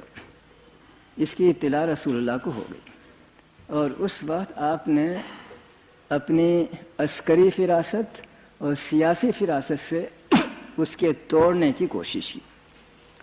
چنانچہ ایک شخص کا انتخاب کیا جو اب تک غیر مسلم تھا. سب لوگ جانتے تھے کہ وہ مشرکین عرب میں سے ہے. اسی زمانے میں وہ مسلمان ہوا تھا اور ابھی اس کے اسلام لانے کی خبر نہیں پھیلی تھی. اس کو رسول اللہ نے مامور کیا ایک سیاسی مشن پر. چنانچہ وہ پہلے بنی قریظہ کے ہاں جاتا ہے اور ان سے کہتا ہے کہ تمہیں چاہیے کہ اگر قریش کے لوگ آ کر تم سے مطالبہ کریں کہ تم بھی حملہ کرو، تو اس کا اطمینان کر لو کہ اس لڑائی کے بعد قریشی تمہیں چھوڑ کر نہیں چلے جائیں گے، کیونکہ اگر مکے والے واپس ہو گئے، تم تنہا رہ جاؤ، تو پھر محمد سے صلی اللہ علیہ وسلم تم تنہا مقابلہ نہیں کر سکو گے. اور یہ اطمینان حاصل کرنے کے لیے کہ قریشی نہیں جائیں گے، تم ان سے کچھ یرغمال کا مطالبہ کرو. چند آدمی اپنے سرداروں میں سے ہمارے سپرد کر دو تاکہ ہمیں اطمینان رہے کہ تم ہمیں چھوڑ کر دغا دے کر آخری وقت واپس نہیں چلے جاؤ گے. کہا ہاں بات تو تم ٹھیک کہتے ہو. پھر وہ شخص قریش کے کیمپ میں جاتا ہے اور کہتا ہے تمہیں معلوم ہے میں تمہارا دوست ہوں، فلاں ہوں، مجھے اطلاع ملی ہے کہ بنی قریظہ کے یہودیوں میں اور محمد میں صلی اللہ علیہ وسلم ساز باز ہو گئی ہے. وہ چاہتے ہیں کہ کچھ قریشی سرداروں کو حاصل کریں اور محمد کو سپرد کر دیں. احتیاط کرنا، اپنے آدمی بنی قریظہ کو نہیں دینا. پھر اس کے بعد وہ مسلمانوں کے کیمپ میں آ کر وہاں خبریں پھیلاتا ہے.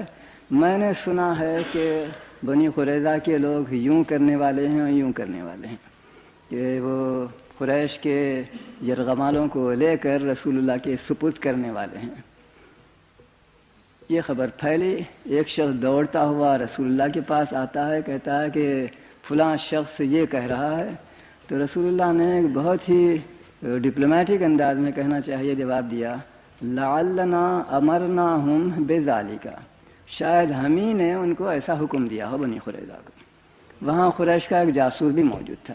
وہ دوڑا ہوا جاتا ہے اور ابو سفیان کو اطلاع دیتا ہے کہ محمد نے صلی اللہ علیہ وسلم ابھی کہا ہے کہ شاید ہم ہی نے بنی قریظہ کو ایسا حکم دیا.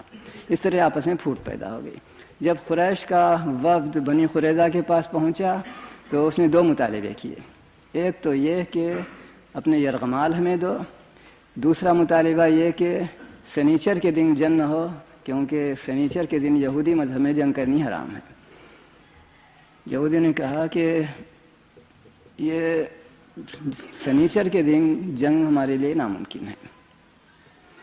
اور پھر یہ بھی کہا کہ تمہارے یرغمال ہمیں ملنے چاہیے ورنہ ہمیں اطمینان نہیں ہوگا. غرض یہ کہ دونوں میں پھوٹ پڑ گئی اور اس طرح سیاسی ذرائع سے اس حملے کا سدباب کر دیا گیا جو مسلمانوں پر آخری دن غفلت کی حالت میں مدینے کے جنوب سے بھی مدینے کے شمال سے بھی ہونے والا تھا. اور اس طرح قریش کی فوج اور اس کے ساتھی ناکام ہو کر مدینے سے واپس جاتے ہیں. اور اس وقت رسول اللہ فرماتے ہیں یہ قریش کی آخری انیشیٹو تھی، اب آئندہ انیشیٹو ہمارے ہاتھ میں ہے، ہم ہی فیصلہ کیا کریں گے کہ جنگ کب ہو، جنگ کب ختم ہو. یہ جنگ خندق کا واقعہ ہے. اس کے بعد میں آپ سے فتح مکہ کے حالات بیان کروں گا نماز کے بعد اگر آپ اجازت دیں، جس سے ہمیں اندازہ ہوگا کہ رسول اللہ کی عسکری قیادت کس قدر اثر انگیز اور غیر معمولی تھی کہ بغیر ایک قطرہ خون بہانے کے ایک دشمن اور نہایت طاقتور شہر مکہ پر مسلمان قبضہ کر لیتے ہیں. اور یہی نہیں، وہ مکہ باوجود مفتوح ہونے کے، باوجود زور سے مسلمانوں کے ماتحت بن جانے کے، خلوص دل کے ساتھ مسلمان ہو جاتا ہے اور ایسا مسلمان ہوتا ہے کہ پھر اس میں کبھی تذبذب نہ ہو. اس پر میں اس کو ختم کرتا ہوں. انشاءاللہ ابھی تھوڑی دیر بعد میں اسے جاری رکھوں گا. السلام علیکم ورحمۃ اللہ. محترم و مکرم، السلام علیکم ورحمۃ اللہ وبرکاتہ. میں اپنی تقریر کا جو مابقی حصہ ہے اس کی تکمیل کی کوشش کرتا ہوں. ابھی ہم نے دیکھا کہ مکے والوں نے ابتدائی 2 شکستوں کے بعد یہودیوں اور دیگر لوگوں کی ترغیب دینے پر دوبارہ مدینے پر حملہ آور ہوئے جنگ خندق میں، اور اس میں انہیں کامیابی نہیں ہوئی. وہ محاصرہ اٹھا کر واپس ہو گئے. اس کے بعد رسول اکرم صلی اللہ علیہ وسلم نے یہ پیش بینی فرما لی، جیسا کہ ایک حدیث میں صراحت سے ذکر ہے کہ اب دشمن انیشیٹو نہیں لے گا بلکہ انیشیٹو ہم لیں گے. اس کی کیا معنی تھے؟ رسول اکرم نے خیال فرمایا کہ اب مکے والوں کو جرأت نہیں ہوگی کہ پھر مدینے پر چڑھ دوڑیں. اس لیے ضرورت ہے کہ اس وقت جو سکون اور جو وقفہ ہمیں ملا ہے اس سے فائدہ اٹھایا جائے. اس وقت وہ تدبیریں اختیار کی جاتی ہیں جن کا تعلق براہ راست فوج سے نہیں ہے، جنگ سے نہیں ہے، لیکن جن کا اثر فوجی کارروائیوں پر پڑتا ہے. چنانچہ اس زمانے میں ایک قحط نمودار ہوا عرب میں، جس سے مکے والے بے انتہا متاثر ہو گئے. یعنی مکے میں چونکہ زراعت نہیں ہوتی، انہیں باہر سے درآمد کرنی پڑتی تھی، اور جن مقاموں میں سے درآمد ہوتی تھی وہاں بھی قحط کے آثار نمودار تھے، اور وہ بھی ان کو سامان مہیا نہیں کر سکتے تھے. اس زمانے کا ایک چھوٹا سا واقعہ پیش آیا جس کا میں ذکر کرتا ہوں، جس کا اثر پڑتا ہے فوجی نقطۂ نظر سے۔ وہ یہ کہ اس زمانے میں نجد ایک واحد علاقہ تھا جہاں کی پیداوار بچ گئی تھی قحط سالی سے، اور وہاں سے غلہ برآمد ہو سکتا تھا مکے کو۔ ایک دن مسلمانوں کی ایک فوجی دستہ، فوجی ٹولی کسی مقام پر تھی، اور انہوں نے ایک شخص کو مشتبہ حالات میں دیکھ کر گرفتار کیا اور اسے مدینہ لے آئے۔ اس کو رسول اللہ شخصاً پہچانتے تھے کہ وہ نجد کا ایک بہت بڑا سردار ہے، سمامہ ابن اسال اس کا نام۔ ایک مرتبہ ہجرت سے پہلے وہ مکہ آیا تھا، اور رسول اللہ نے حسب عادت اس کو بھی تبلیغ اسلام کی تھی، تو اس نے دھمکی دی تھی، اے محمد چپ رہے صلی اللہ علیہ وسلم، ورنہ میں تجھے جان سے مار ڈالوں گا۔ کچھ اس طرح کے واقعات پیش آ چکے تھے، اور اب وہی شخص گرفتار ہو کر مدینہ لایا جاتا ہے۔ حسب معمول اسے قتل کرنا، اس سے انتقام لینا، اس کا کوئی سوال نہیں ہے۔ رسول اللہ اس سے کہتے ہیں کہ کیا اب بھی وقت نہیں آیا کہ تو اپنی بے دینی کو، بت پرستی کو، اپنے ہی ہاتھ سے بنائے ہوئے مخلوقوں کو چھوڑ کر تیرے بنانے والے خدا کی عبادت نہیں کرے گا؟ اس کا جواب دلچسپ ہے۔ اس نے کہا، اے محمد صلی اللہ علیہ وسلم، اگر تجھے فدیہ مال کی ضرورت ہے تو مانگ، جتنا کہو میں دینے کے لیے تیار ہوں، میں مالدار آدمی ہوں۔ اگر تو مجھے قتل کرنا چاہتا ہے تو میں ذو دم ہوں، ایک عربی لفظ جس کے لفظی معنی ہیں خون والا۔ بظاہر اس کے معنی یہ معلوم ہوتے ہیں کہ میں قتل کیے جانے کا مستحق ہوں، میں خون بہا چکا ہوں۔ غالباً کسی مسلمان کو اس نے قتل کیا تھا، اور اب وہ سمجھتا ہے کہ میں قصاص کا مستحق ہوں، چاہے تو مجھے قتل کیا جا سکتا ہے۔ مگر پہلا جواب اس کا یہی تھا کہ جتنا فدیہ مانگتے ہو مانگو، میں دینے کے لیے تیار ہوں۔ اس پر گفتگو ختم ہو جاتی ہے، اور رسول اللہ حکم دیتے ہیں کہ اس شخص کو مسجد میں ایک ستون پر رسیوں سے باندھ ڈالو، تاکہ دن بھر وہ ہمیں دیکھے کہ ہم کیا کرتے ہیں، ہماری نماز کو اور ہماری عام زندگی کو۔ اسے کھلایا پلایا بھی جاتا تھا، چنانچہ لکھا ہے کہ وہ ایک آدمی 10 آدمیوں کے برابر خوراک کھاتا تھا، مگر اسے دیا جاتا تھا، اسے بھوکا نہیں مارا گیا۔ اور اسے انسانی ضرورتوں کے لیے بھی یقیناً کھولا جاتا ہوگا، وہ جائے نکلے پھر اسے واپس لا کر باندھ دے۔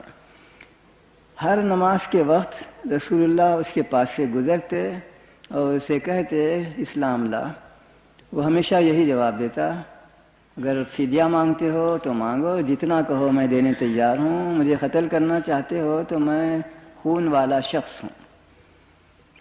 کئی دن اس طرح گزر گئے۔ آخر اسی طرح کے ایک جواب کو دوبارہ سے 10ویں بار یا 20ویں بار سن کر رسول اللہ اسے فرماتے ہیں، جاؤ میں تمہیں چھوڑ دیتا ہوں۔ یہ اس کے لیے ایک غیر متوقع چیز تھی۔ جو چیز اس کو تلوار کے زور سے اس کو رام نہ کر سکی، اس لطف اور مہربانی نے اس کو پگھلا دیا۔ مسجد سے نکلتا ہے، قریب ہی ایک کنویں پر جا کر غسل کرتا ہے، اور واپس دوبارہ مسجد کے اندر آ کر، بجائے اپنے وطن کو جانے کے دوبارہ مسجد کے اندر آ کر رسول اللہ کے سامنے کہتا ہے، اشہد ان لا الہ الا اللہ اشہد ان محمد رسول اللہ۔ اور یہ جملہ بھی اضافہ کرتا ہے، اب سے چند منٹ پہلے تک دنیا کا وہ شخص جس سے میں سب سے زیادہ نفرت کرتا تھا وہ تم تھے، لیکن اب دنیا کا وہ شخص جس سے میں سب سے زیادہ محبت کرتا ہوں وہ تم ہی ہو۔ اس کے بعد اس نے کہا، میں اس سلسلے میں اس واقعے کا ذکر نہیں کر رہا ہوں، فوجی نقطہ نظر سے جو واقعہ پیش آیا، اس نے کہا، یا رسول اللہ، میرے ملک سے مکے والوں کو غلے کی برآمد ہوتی ہے، خدا کی قسم جب تک آپ مجھے اس سے نہ روکیں، اب ایک دانہ بھی غلے کا نجد سے مکہ نہیں بھیجا جائے گا۔ اس سے مکے کی معاشی حالت اور بھی خراب ہو گئی۔ آخر مکے والے مجبور ہوئے کہ بہت ہی اپنے دل میں ذلت محسوس کرتے ہوئے ادب کے ساتھ مدینے کو ایک وفد بھیجیں اور التجا کریں، اے محمد تم ہمیشہ نیکی اور مہربانی اور لطف کی تعلیم دیتے رہے ہو، اب اپنے ہم شہریوں ہم وطنوں پر بھی رحم کرو، ہم بھوک کے مارے مرے جا رہے ہیں۔ رسول اللہ فوراً ثمامہ ابن اسال کو ایک خط بھجواتے ہیں کہ وہ بندش جو غلہ بھیجنے کی تھی وہ اٹھا لی جائے۔ اس کا اثر مکے والوں کے دل پر پڑنا چاہیے، جو رسول اللہ کا مقصد تھا کہ ان کو اسلام کی طرف مائل کریں۔ اس کے بعد اسی پر اکتفا نہیں کی جاتی ہے، ایک اور کام، مدینے سے 500 اشرفیاں جو ایک بڑی رقم تھی، جو آج بھی بڑی رقم سمجھی جا سکتی ہے، مکے کو بھیجتے ہیں وہاں کے فقراء اور غرباء کی امداد کے لیے، کہ قحط کے زمانے میں سامان کی غلے کی قیمتیں بہت بڑھ جاتی ہیں، غریب لوگ بس میں اپنے نہیں پاتے کہ کچھ چیز خرید سکیں، تو 500 اشرفیاں مکے کے سردار ابو سفیان کو بھیجتے ہیں کہ غرباء کی امداد کے لیے میں بھیج رہا ہوں۔ وہ بھناتا ہے، اس کے الفاظ جو تاریخ میں لکھے ہیں وہ یہ ہیں، محمد صلی اللہ علیہ وسلم چاہتا ہے کہ ہمارے نوجوانوں کو ورغلانے، مگر بہرحال اس کو بھی جرأت نہیں ہوتی کہ رقم کو واپس کرے۔ بہرحال ان مختلف چیزوں کو اور بھی ایسے واقعات پیش آئے، اس کا مجموعی اثر مکے والوں پر یہ پڑا کہ وہ اسلام کو اور پیغمبر اسلام کو اپنا دشمن کی جگہ ایک مخفی انداز میں اسے فخر ہی کرنے لگے۔ ہمارے شہر کا آدمی اب بادشاہ بن رہا ہے، طاقتور ہوتا جا رہا ہے۔ ابھی اس کے اظہار کی انہیں جرأت نہیں تھی، بعد میں اس کا کھلم کھلا اظہار بھی کریں گے، لیکن یہ تھی اسلام کی طرف میلان کی فطری اور اندرونی کیفیت، اور اس طرح مکے والوں کا اگر مسلمانوں پر حملہ کریں تو اسپونٹینیس ریزسٹنس، اس کا کوئی امکان نہ ہو۔ مکے والے کہیں ہم اس سے کیوں مقابلہ کریں، وہ تو ہمیں مصیبت کے وقت مدد دیتا ہے، ہم اس سے کیوں جنگ کریں۔ ان حالات میں رسول اکرم صلی اللہ علیہ وسلم عادت کے برخلاف، کیونکہ اس وقت تک جب کبھی کسی مقام پر آپ جاتے جنگ کے لیے تو اسے مخفی رکھتے تاکہ دشمن کو پتہ نہ چلے، اس وقت کھلم کھلا اعلان آپ اعلان فرماتے ہیں، ہر جگہ اس کی اطلاع بھجواتے ہیں کہ میں حج کو جا رہا ہوں، مکہ جا رہا ہوں، البتہ حج کو نہیں، عمرے کے لیے، کہ حج سے 1 مہینہ پہلے وہاں جاؤں تاکہ کوئی اور دشواریاں وہاں پیدا نہ ہوں۔ راستے میں اطلاع ملی کہ قریش کا ایک حلیف قبیلہ احابیش وہ جنگ کی تیاریاں کر رہا ہے اور چاہتا ہے کہ مکہ جا کر مکے والوں کا ساتھ دے، اور اگر آن حضرت مکے پر حملہ کریں تو وہ اپنے حلیف مکیوں کی مدد کرے۔ یہ اطلاع کو راستے ہی میں مل گئی۔ رسول اکرم فوراً اپنی فوجی کمیٹی، مشاورتی کمیٹی کو طلب فرماتے ہیں، پوچھتے ہیں کہ ہمیں کیا کرنا چاہیے، کیا یہ مناسب نہیں ہوگا کہ ہم پہلے اس قبیلے پر حملہ کریں، اسے لوٹیں، اسے شکست دیں، اسے نیست و نابود کر دیں، تاکہ ہمارا جو اصل مقصد ہے مکہ وہ اس مدد سے استفادہ نہ کرنے پائے۔ حضرت ابوبکر صدیق رضی اللہ عنہ نے فرمایا کہ ہم حج کا اعلان کر کے نکلے ہیں، لہذا ہمیں نہیں چاہیے کہ حج کے برخلاف کوئی کام کریں، جنگ کریں، خدا ہماری مدد کرے گا، ہمیں جنگ نہیں کرنی چاہیے۔ اس رائے کو رسول اللہ قبول فرما لیتے ہیں اور مکے کی طرف روانہ ہوتے ہیں۔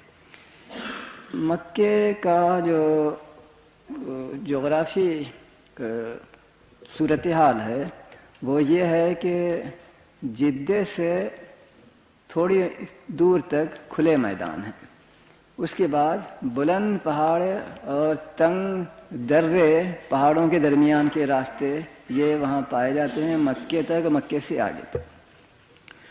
اس مقام پر جہاں یہ فوجی نقطہ نظر سے اہم قدرتی دشواریاں شروع ہو رہی تھیں، اس مقام کا نام ہے حدیبیہ، اور اسے آج کل شمیسی کے نام سے یاد کیا جاتا ہے۔ وہاں پہنچے تھے کہ مکے والے یہ سن کر کہ رسول اللہ فوج لے کر آ رہے ہیں، لہذا وہ مقابلے کے لیے آتے ہیں، حدیبیہ پر پہنچتے ہیں۔ ایک چھوٹی چیز ابھی یاد آئی مجھے، فوجی نقطہ نظر سے دلچسپ ہے۔ جب مدینے سے رسول اللہ نکلے اور مقصد تھا کہ عمرہ کریں، تو سپاہیوں سے کہا کہ کوئی شخص ساتھ ہتھیار نہ لے، بجز اس ہتھیار کے کہ حالت امن میں بھی ہر شخص اپنے ساتھ لیتا ہے، یعنی ایک تلوار۔ وہ جنگ کے لیے نہیں ہوتی، وہ ایک قدرتی حفاظتی تدبیر ہے کہ ہر شخص کے پاس اس کی تلوار رہے۔ تھوڑی دور پہنچنے کے بعد رسول اللہ نے صاحب سے مشورہ فرمایا، ہم جا رہے ہیں دشمن کے ملک کو، ہم جنگ کا آغاز نہیں کریں گے، لیکن اگر دشمن آغاز کرے تو کیا ہوگا؟ آخر مشورے کے بعد یہ طے ہوا کہ مدینے سے فوجی ساز و سامان کا ذخیرہ منگوا لیا جائے، وہ بند رہے فوج میں ہمراہ، ضرورت پر اسے کام لیا جائے گا ورنہ وہ بند رہے گا۔ بہرحال حدیبیہ پہنچتے ہیں اور اپنا ایک سفیر مسلمان مکہ بھیجتے ہیں، لوگوں کو اطمینان دلانے کے لیے کہ ہم جنگ کے لیے نہیں آئے ہیں، ہم صرف عمرہ کرنے کے لیے، تمہارے شہری مندر کا احترام کرنے کے لیے، یعنی کعبہ ہم آ رہے ہیں۔ اس وقت تک کہنا چاہیے کہ کعبہ مسلمانوں کا کعبہ نہیں تھا، بت پرستی کا مرکز تھا۔ حضرت عثمان اس کام کے لیے بھیجے گئے۔ ایک چھوٹی سی چیز میں عرض کروں کہ اولاً رسول اللہ نے حضرت عمر کو بھیجنا چاہا۔ اس کی وجہ یہ ہے کہ جیسا میں نے کل کے یا اس سے پہلے کے لیکچر میں کہا تھا کہ مکے میں شہری مملکت کا دستور یہ تھا کہ ہر کام کے لیے ایک عہدیدار ہو، ایک عدالت کا وزیر، ایک فلاں کا وزیر۔ حضرت عمر تھے مکے میں سفارت کے کام انجام دینے والے، یعنی وزیر خارجہ۔ تو رسول اللہ کا تصور یہ نظر آتا ہے کہ مکہ میرا ہی ملک ہے اور میں ایک حکومت قائم کرتا ہوں جو مکے میں نہیں ہے، لیکن دے یورے وہ مکے کی حکومت ہے، لہذا مکے کے جو وزیر بھی مسلمان ہو چکے تھے ان کو ان کے عہدوں پر برقرار رکھا جائے۔ اس لحاظ سے حضرت عمر رسول اللہ کے وزیر خارجہ رہتے ہیں اور چاہتے ہیں کہ وزیر خارجہ کو بھیجا جائے بطور سفیر کے مکے سے گفت و شنید کرنے کے لیے۔ حضرت عمر عرض کرتے ہیں کہ مکے والے میرے جان کے دشمن ہیں، خوف ہے کہ میں وہاں جاؤں تو وہ مجھے مار ڈالیں گے، کیونکہ میں ان کا سب سے سخت دشمن رہا ہوں جب سے مسلمان ہوا ہوں۔ حضرت عثمان کو بھیجا جائے کیونکہ بنی امیہ کے لوگ اب تک مکے ہی میں ہیں، مسلمان نہیں ہوئے ہیں، وہ بنی امیہ کے آدمی ہیں، غالباً ان کے ساتھ نسبتاً زیادہ نرم سلوک ہوگا۔ یہ رائے حضور کو پسند آتی ہے تو عثمان کو بھیجتے ہیں، لیکن انہیں وہاں قید کر دیا جاتا ہے اور خبر پھیلتی ہے کہ انہیں قتل کر دیا گیا۔ یہ اطلاع مسلمانوں کے کیمپ میں آتی ہے تو رسول اللہ اس وقت مجبور ہو کر جنگ کا انتظام فرماتے ہیں اور سارے سپاہیوں سے کہتے ہیں کہ آئے تو تھے ہم حج کے لیے، عمرے کے لیے، لیکن دشمن نے ہمارے سفیر کو قتل کر دیا ہے، لہذا اس کا انتقام لینے کے لیے ہمیں جنگ کرنی پڑے گی، لہذا بیعت کرو کہ جان کے نکلنے تک، خون کا آخری خطرہ رہنے تک ہم دشمن سے جنگ کریں گے۔ یہ ہے بیعت رضوان۔ ایک درخت کے نیچے رسول اللہ نے سب لوگوں سے بیعت لی اور وہ درخت اتنا مقدس ہو گیا کہ قرآن میں بھی اس کا ذکر آیا ہے، اذ یبایعونک تحت الشجرہ۔ ایک ذیلی بات ڈائگریشن کے طور پر عرض کرتا ہوں کہ رسول اللہ کے بعد مسلمانوں میں وہ درخت بے حد مقدس بن گیا۔ اکثر لوگ جو بیمار ہوتے وہاں جاتے، اس درخت کے سائے میں بیٹھتے اور تندرست ہو جاتے، کم از کم مشہور یہی ہوا۔ نتیجہ یہ تھا کہ بے شمار لوگ اس درخت کی تقریباً پوجا کرنے لگے تھے۔ حضرت عمر کا زمانہ آتا ہے، وہ درخت کو کاٹ کر غائب کر دیتے ہیں، کہتے ہیں کہ ہمیں تو دعا کرنی چاہیے اللہ سے، نہ کہ اللہ کی ایک مخلوق ایک درخت سے، چاہے وہ کتنا ہی مقدس درخت کیوں نہ ہو۔ یہ تھی اسلامی پالیسی کہ رسول اللہ کے آثار سے بھی، آثار مبارکہ سے بھی اگر اسلام کے اصول کی کبھی خلاف ورزی ہونے کا خطرہ پیدا ہو جائے تو اسے دور کر دیا جائے۔ بہرحال رسول اللہ بیعت لیتے ہیں سارے مسلمانوں سے جو فوج میں تھے کہ ہم دشمن سے جنگ کریں گے۔ اس کی اطلاع مکے کو ہوتی ہے، گھبراتے ہیں وہ پہلے ایک شخص کو بھیجتے ہیں جو اہل مکہ کا نہیں تھا بلکہ اس قبیلے کا آدمی تھا جو ان کا مکے والوں کا حلیف تھا، جس کی طرف رسول اللہ جانا چاہتے تھے، اور جو مکہ پہنچ چکا تھا، اب مکے والوں کی طرف سے بطور سفیر کے مسلمانوں کے کیمپ میں آتا ہے۔ ایک اجڑ بدری لیکن سپرسٹیشس بھی۔ چنانچہ رسول اللہ نے اپنی فوج کے لوگوں کو حکم دیا کہ اس شخص کو وہ جانور بتاؤ جو ہم عمرے کے زمانے میں مکے میں قربانی کے لیے ساتھ لائے ہیں، تاکہ اسے دیکھ کر اسے یقین ہو جائے کہ ہم جنگ کے لیے نہیں آئے ہیں بلکہ پرامن مقصد، دینی مقصد عمرہ حج کرنے کے لیے آئے ہیں۔ شاید آپ کو معلوم ہوگا کہ اس زمانے میں قربانی کے جانوروں کو مختلف ذرائع سے نمایاں کیا جاتا تھا۔ مثلا ان کے گلے میں جوتیوں وغیرہ کا ہار ڈالتے تھے، ان کے کانوں کو کچھ زخمی کر دیتے تھے کہ اس سے خون بہتا ہو، کچھ اس طرح کی چیزیں اس زمانے میں پائی جاتی تھیں۔ اسے بعد میں اسلام نے بند کر دیا، لیکن اس وقت تک وہ رواج مسلمانوں میں بھی تھا، اور ایسے جانور جب اس شخص نے دیکھے تو بغیر کسی مزید گفتگو کے صرف یہ سن کر کہ مسلمان لڑنے کے لیے نہیں آئے ہیں بلکہ عمرہ کرنے کے لیے آئے ہیں، مکہ واپس جاتا ہے اور مکے والوں سے کہتا ہے کہ مسلمانوں سے جنگ نہ کرو ورنہ میں تمہیں چھوڑ کر چلا جاؤں گا، کیونکہ وہ حج کے لیے آئے ہیں۔ تو اس دھمکی کا بھی اثر پڑا۔ بالآخر مکے والے ایک شخص کو روانہ کرتے ہیں جو رسول اللہ کا سالہ ہے، رسول اللہ کی بیوی حضرت سودا کا بہت قریبی رشتہ دار، چچا زاد بھائی۔ ایک عقل مند آدمی تھا، بہت سنجیدہ آدمی۔ وہ آتا ہے اور گفت و شنید کرتا ہے، اور بالآخر صلح کی شرطیں طے ہو جاتی ہیں۔ ان شرطوں کے طے ہونے کی وجہ میں آپ سے عرض کرنا چاہتا ہوں۔ وہ شرطیں تھیں مسلمانوں کے لیے بظاہر خلاف۔ مثلا یہ کہا گیا تھا کہ آئندہ 10 سال تک جو ہم میں صلح کی حالت رہے گی، اس اثنا میں اگر کوئی مدینے والا مسلمان اپنا ملک چھوڑ کر مکہ آئے، مکے میں پناہ گزین ہو جائے، تو ہم اسے واپس نہیں کریں گے۔ اس کے برخلاف اگر کوئی مکی شخص رسول اللہ کے پاس پہنچے اور ہم مطالبہ کریں تو مسلمانوں کو چاہیے کہ اسے ایکسٹریڈیشن کے طور پر ہمیں واپس کر دیں۔ اس طرح کی کچھ شرطیں تھیں جو بظاہر مسلمانوں کے لیے ہتک، مسلمانوں کے لیے توہین اور ان کی کمزوری دکھانے والی چیزیں تھیں۔ اس کے باوجود اسے رسول اللہ قبول فرماتے ہیں۔ کیوں؟ اولاً رسول اللہ کا ایک قول ہے، میں اس وقت یہاں جس غرض کے لیے آیا ہوں، وہ کیا غرض ہے وہ نہیں کہتے، جس غرض کے لیے آیا ہوں اس کے حصول کے لیے مکے والے مجھ سے جو بھی مانگیں گے وہ دینے کے لیے تیار ہوں۔ یعنی اب طے کر کے آئے تھے کہ جو بھی شرطیں ہوں ان شرطوں کو قبول کیا جائے اور مکے والوں سے صلح کی جائے۔ ہمارے مشہور فقیہ سرخسی، شمس الائمہ سرخسی، اپنی 2 کتابوں میں ایک ایسی چیز کا ذکر کرتے ہیں جو نہ میں نے مسلمانوں کی فوجی کتابوں میں پڑھی نہ سیرت النبی کی کتابوں میں۔ فقہ کی ایک کتاب میں اس کی طرف اشارہ ہوتا ہے کہ رسول اللہ نے یہ بظاہر جو دب کر صلح کی کیوں کی۔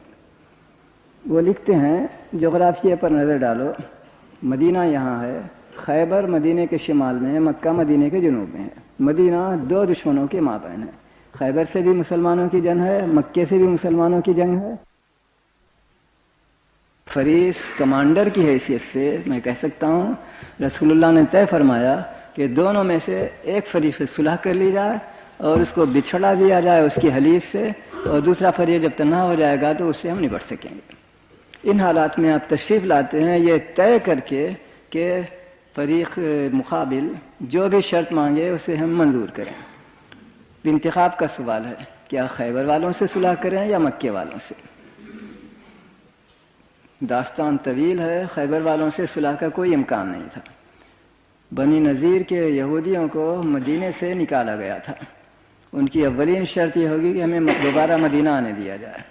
وہ مالدار تھے، انہیں کچھ رقم پیش کی جائے تو ان کے لیے کوئی چارٹ اس میں تھی نہیں، وغیرہ وغیرہ۔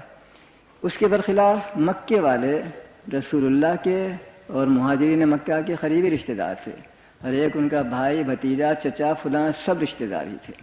اس لیے ان رشتہ داروں کو بچانا زیادہ مناسب تھا بنسبت اس کے کہ یہودیوں کو بچا کر مکے والوں پر حملہ کر کے انہیں قتل کیا جائے۔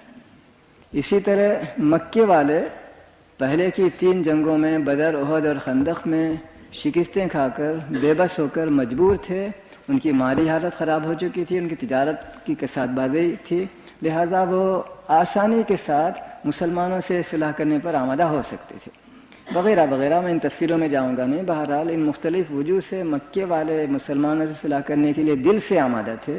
رسول اللہ کی وہ تدبیریں کہ ان کا دل موہ لیا جائے، ان کے قحط کے زمانے میں ان کی مدد کی جائے فلاں، ان سب وجوہ سے انہوں نے ایک شرط تو لگائی اپنی بڑائی دکھانے کے لیے، دنیا سے کہنے کے لیے کہ ہم نے دب کر صلح نہیں کی، بلکہ محمد نے صلی اللہ علیہ وسلم دب کر ہم سے صلح کی ہے۔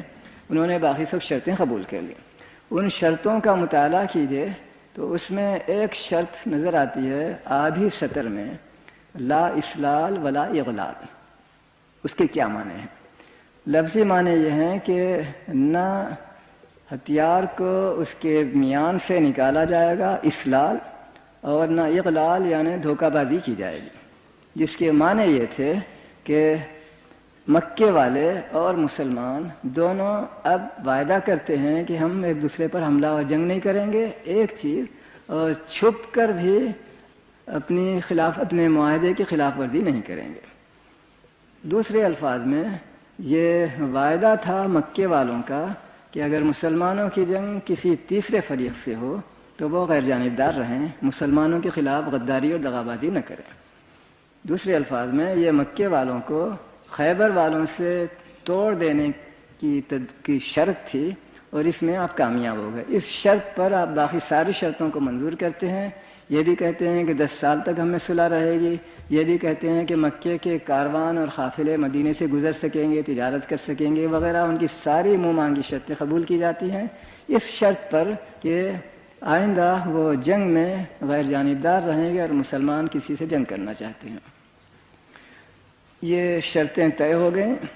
رسول اللہ نے بجائے مکہ جانے کے بہت ہی دل شکنی کی حالت میں اپنے کو محسوس کرنے والے مسلمانوں کو حکم دیا کہ یہیں حدیبیہ میں اپنا عمرہ بناؤ۔ وہ روئے دھوئے مگر رسول اللہ کا حکم تھا، بہرحال وہ اس کو انجام دیتے ہیں اور پھر مدینہ واپس ہو جاتے ہیں۔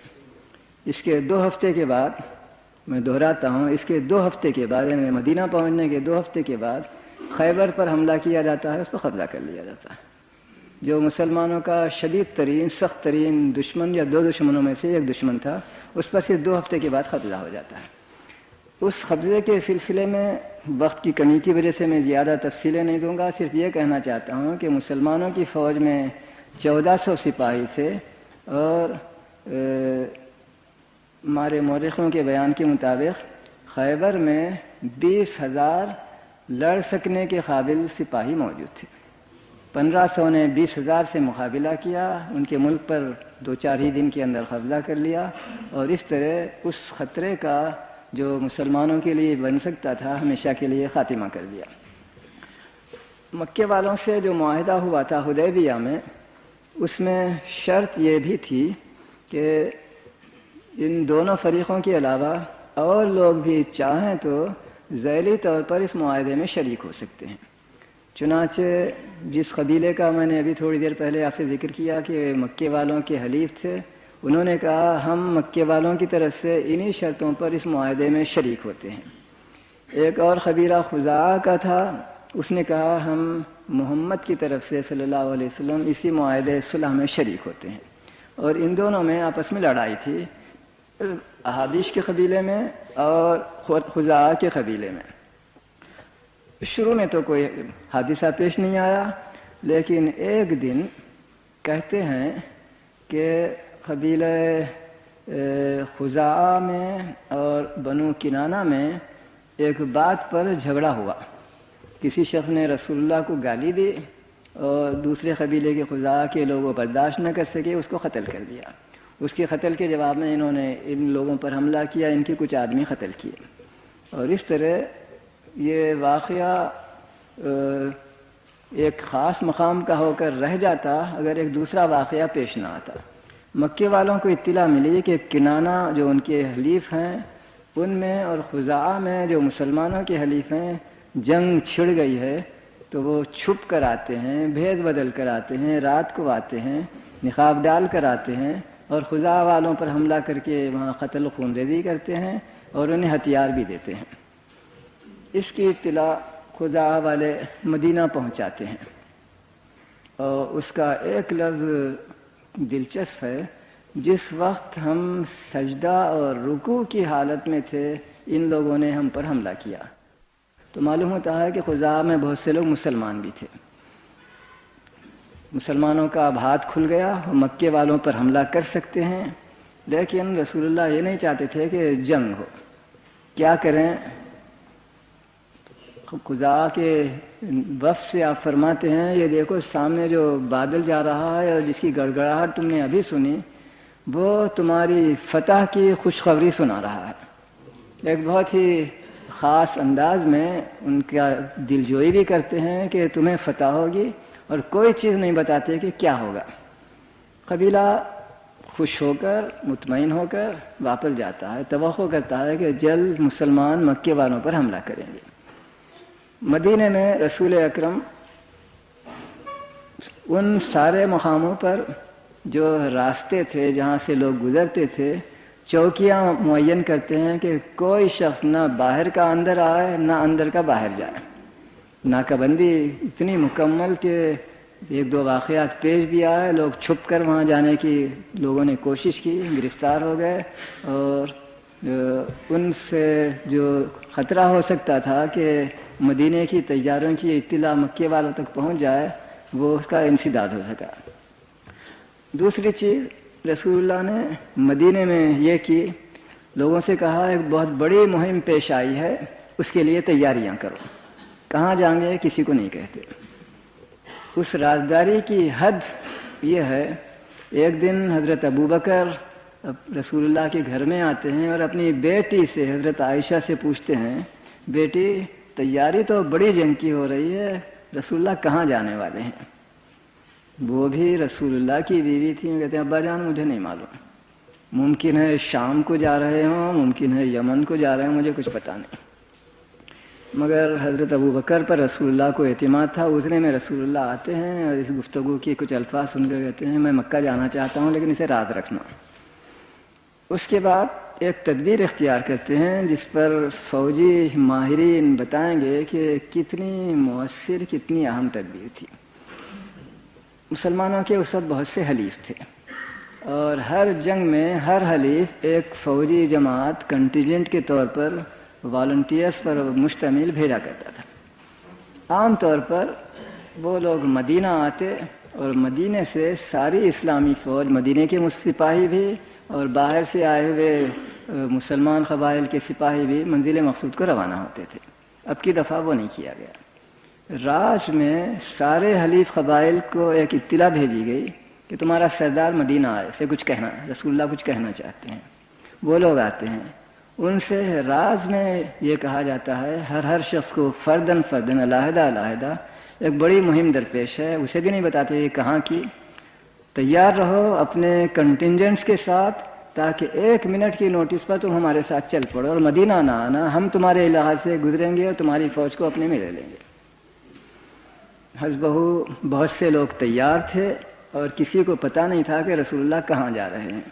ایک بہت بڑے صحابی شاید حذیفہ ابن الیمان ہیں، ان کی حدیث بخاری میں ہے، وہ کہتے ہیں کہ مدینے سے رسول اللہ نکلتے ہیں تو مکہ جو جنوب میں ہے جنوب کی طرف نہیں جاتے، شمال کی طرف جاتے ہیں۔ گمان ہوتا ہے کہ بیزنٹائن امپائر سے جنگ کرنے کے لیے جا رہے ہیں، وہاں کے قبیلے کی کنٹینجنٹ کو لے کر شمال مشرق کو جاتے ہیں، پھر جنوب مغرب کو، پھر فلاں زگ زیگ طور سے ایسا سفر کرتے ہیں کسی کو پتہ ہی نہیں چلتا کہ کہاں جا رہے ہیں۔ اور وہ صحابی کہتے ہیں کہ مدینے کے دامن میں، پہاڑیوں کے دامن میں جو ہمارا آخری کیمپ ہوا، وہاں پہنچنے تک ہمیں معلوم نہیں تھا کہ کہاں جا رہے ہیں۔ اس رازداری کے ساتھ مسلمانوں کی 10,000 کی فوج، جو زمانے کے لیے عظیم الشان تعداد تھی، جو چھپ کر نہیں رہ سکتی تھی، اس کی اطلاع مکے والوں کو نہیں ہوتی ہے۔ جب عام طور پر مسلمان سفر کرتے تھے تو سپاہیوں کو حکم ہوتا تھا کہ آگ نہ جلائیں، دشمن کو پتہ چل جائے گا۔ اس دن حکم دیا جاتا ہے کہ عام طور پر جو چولہا چڑھایا جاتا ہے کہ 4 5 5 سپاہی مل کر مشترکہ غذا تیار کریں، ایسا نہ ہو، ہر سپاہی اپنی علیحدہ آگ جلائے، اپنا علیحدہ چولہا بنائے۔ بجائے 10,000 فوج میں 2,000 چولہوں کے 10,000 چولہے جلتے ہیں۔ ابو سفیان جو مکے کا سردار ہے وہ توقع کر رہا ہے کہ مسلمان حملہ کریں گے، اس کے دل میں چور ہے، وہ حملہ کر چکا تھا قبیلہ خزاعہ پر۔ روزانہ مغرب کو رات کو شہر مکہ کی پہاڑیوں پر چڑھتا اور ادھر ادھر نظر ڈالتا کہ دشمن اگر آ رہا ہو تو ذرا دور ہی سے اس کی اطلاع ہو جائے۔ اس دن اس نے دیکھا کہ 10,000 چولہے جل رہے ہیں، یعنی 50,000 کی فوج آئی ہوئی ہے۔ یہ کہاں سے آئے ہیں؟ کون ہے جس کے پاس 50,000 کی فوج؟ اس کے چھکے چھوٹ جاتے ہیں، مگر معلوم کرنے کا کوئی ذریعہ نہیں ہے۔ وہ پہاڑی سے اترتا ہے، کیمپ کی طرف چوری سے آہستہ آہستہ اس کی طرف بڑھتا ہے تاکہ ممکن ہے اتفاقاً کوئی شخص مل جائے جو بتائے کہ یہ کون لوگ ہیں۔ مسلمانوں کی فوج کا قاعدہ تھا کہ کیمپ کرنے کے بعد بھی چپ نہیں رہتے، پیٹرول بھیجتے تھے کہ گشت کرتے رہیں تاکہ اگر کوئی دشمن چھپ کر حملہ کر رہا ہو تو اس کا سدباب کیا جا سکے۔ ایسے ایک پیٹرول کے ہاتھ میں ابو سفیان پڑتا ہے، اسے گرفتار کر لیتے ہیں۔ شہر مکہ کا بادشاہ ہے، شہر مکہ کا سپہ سالار ہے، مکے والوں کو کوئی اطلاع نہیں ہے کہ دشمن آیا ہوا موجود ہے۔ اسے گرفتار کر کے رسول اللہ کے پاس لاتے ہیں۔ تفصیلوں میں بغیر یہ کہوں گا کہ رسول اللہ نے حکم دیا کہ اس کو بہت ہی اچھے برتاؤ کے ساتھ اپنے پاس رکھو، لیکن جانے نہ دو، اس کی حفاظت کرو۔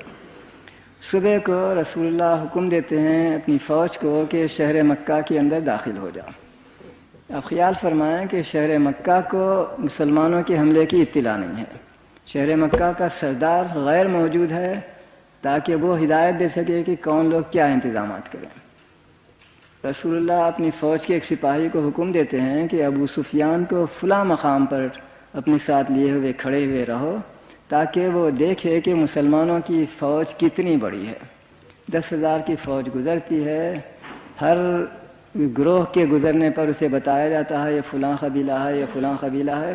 بالآخر رسول اللہ کی اپنی سواری یہاں پہنچتی ہے تو اسے کہا جاتا ہے، حضرت عباس اسے کہتے ہیں کہ یہ ہیں رسول اللہ۔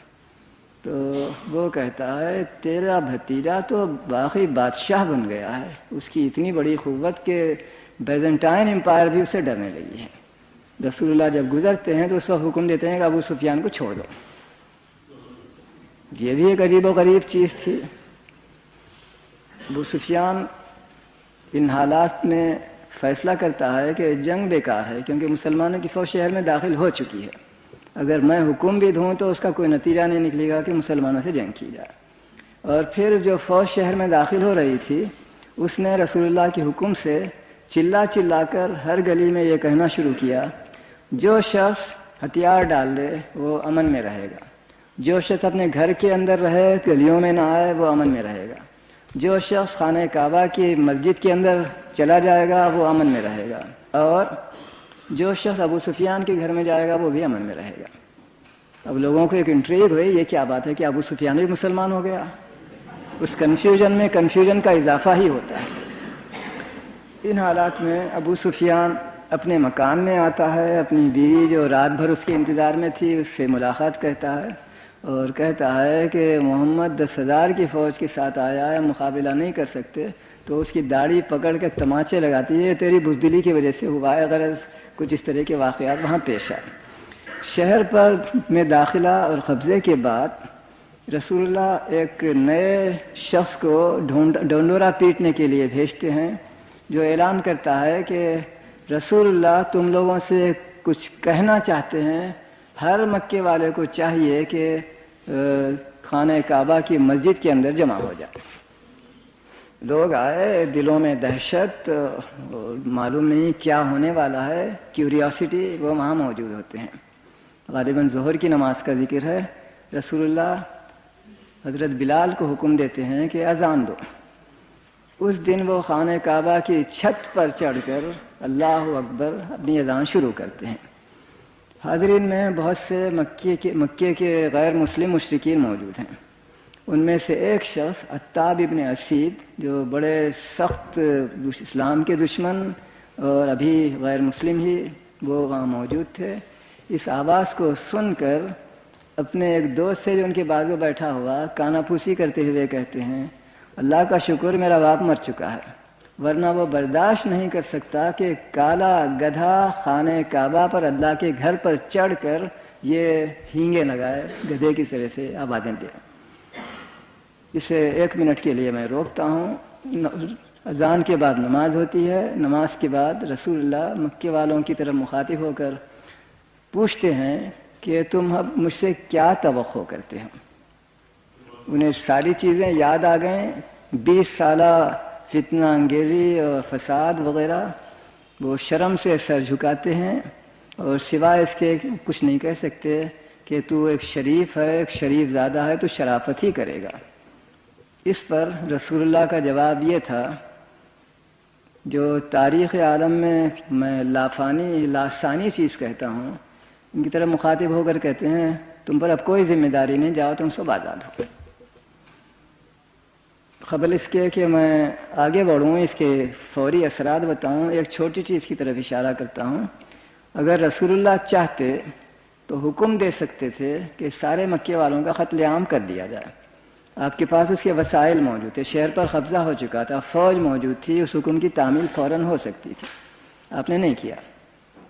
اسی طرح آپ چاہتے تو حکم دے سکتے تھے کہ سارے مکے والوں کو غلام بنا لیا جائے، وہ بھی آپ کر سکتے تھے مگر نہیں کیا۔ کم از کم ان کا سارا مال ہی لوٹ لیا جائے، یہ بھی نہیں کیا۔ کہا تو یہ کہا تم پر کوئی ذمہ داری نہیں، جاؤ تم سب آزاد ہو۔ وہی عتاب ابن اسید ابھی 2 منٹ پہلے وہ کہہ رہا تھا کہ کالا گدھا خانہ کعبہ پر سے ہینگے لگا رہا ہے، وہ اپنے آپ کو تحمل کرنے کے قابل نہیں تھا، ایک اچھل پڑتا ہے، رسول اللہ کے سامنے آ کر کہتا ہے میں عتاب ابن اسید ہوں، اشہد ان لا الہ الا اللہ اشہد ان محمد رسول اللہ۔ یہ واحد مثال نہیں تھی، راتوں رات سارا مکہ اپنے آپ میں ایک کایا پلٹ دیکھ کر انقلاب محسوس کر کے مسلمان ہو جاتا ہے، اور مسلمان بھی ایسا راسخ العقیدہ ہوتا ہے کہ 2 سال بعد جب ملک میں کچھ ارتداد کی کیفیت پیدا ہوئی بعض قبائل میں، تو سب سے زیادہ مستحکم ایمان رکھنے والے جو لوگ تھے مدینے کے بعد مکے والے ہی تھے۔ ایک چھوٹی سی چیز پر میں اس قصے کو ختم کرتا ہوں، مکے کی فتح کی۔ وہ ابو سفیان کی بیوی کا اسلام ہے، اس کا نام تھا ہند۔ یہ ہند وہ عورت تھی جس کا بیٹا، جس کا بھائی اور جس کا چچا جنگ بدر میں مارے گئے تھے مسلمانوں کے ہاتھوں، اور اس کے انتقام میں جنگ احد میں اسی نے حضرت حمزہ کا پیٹ چیر کر آپ کا کلیجہ اور جگر نکال کر چبایا تھا اپنے انتقام کی آگ کو بجھانے کے لیے۔ جب مسلمانوں کا مکے پر قبضہ ہو گیا تو اس کے گھر میں ایک چھوٹا سا سین نظر آتا ہے، ایک لکڑی لے کر اس کے گھر میں جو مختلف بت تھے ان کو مار مار کر پاش اور توڑنے لگی، اور کہنے لگی کہ اب تک تم ہمیں دھوکہ دیتے رہو کہ تمہارے پاس کوئی قوت ہے، اب معلوم ہوا کہ تمہیں کوئی قوت نہیں ہے، چنانچہ سارے بت اس نے توڑ دیے۔ اس کے بعد اسے خوف تھا کہ شاید حضرت حمزہ کی بے حرمتی کی جانے کی وجہ سے، ان کی لاش کی بے حرمتی کی جانے کی وجہ سے اگر مجھے رسول اللہ دیکھیں تو مجھے سزا دیں گے، اس لیے چہرے پر نقاب ڈال کر چھپ کر اور عورتوں کے گروہ کے ساتھ رسول اللہ کے سامنے پہنچتی ہے اور وہاں اپنے اسلام کا اعلان کرتی، جس طرح اور عورتیں بھی کر رہی تھیں۔ ان سے جو بیعت لی گئی اس میں رسول اللہ نے فرمایا یہ وعدہ کرو کہ تم ایک اللہ کو مانو گی اور بت پرستی اور شرک نہیں کرو گی۔ تو ہند نے بآواز بلند کہا ہم اب تک دھوکے میں تھے، لیکن اب ہمیں یقین ہو چکا ہے کہ ان بتوں میں کوئی طاقت قوت نہیں ہے، ہم ایک ہی خدا کو مانتے ہیں۔ اس کے بعد یہ کہا کہ تم زنا نہ کرو گی، عورتوں کو چاہیے کہ بدکاری میں مبتلا نہ ہو۔ تو وہ کہتی ہے کیا کوئی شریف عورت زنا کر سکتی ہے؟ بڑے ہی فخر اور غرور کے ساتھ کہتے ہیں کوئی شریف عورت ایسا کام کر ہی نہیں سکتی، تم سے وعدہ لینے کی کوئی ضرورت نہیں۔ اس کے بعد رسول اللہ ان عورتوں سے مخاطب ہو کر کہتے ہیں کہ تم آئندہ اپنے نوزائیدہ بچوں کو زندہ دفن کر کے قتل نہ کرو گی۔ یہ مکے میں کچھ رواج تھا، کہتے ہیں پرانے زمانے میں خاص کر لڑکیوں کو زندہ دفن کر دیا جاتا تھا۔ اس وقت ہند کے منہ سے جو الفاظ نکلے وہ دلچسپ ہیں۔ اس نے کہا یا رسول اللہ، ان بچوں کو تو ہم نے پرورش کر کے بڑھایا اور بالغ کیا تھا، تم نے ان کو قتل کیا جب۔ تو رسول اللہ مسکراتے ہیں، پوچھتے ہیں کون عورت ہے؟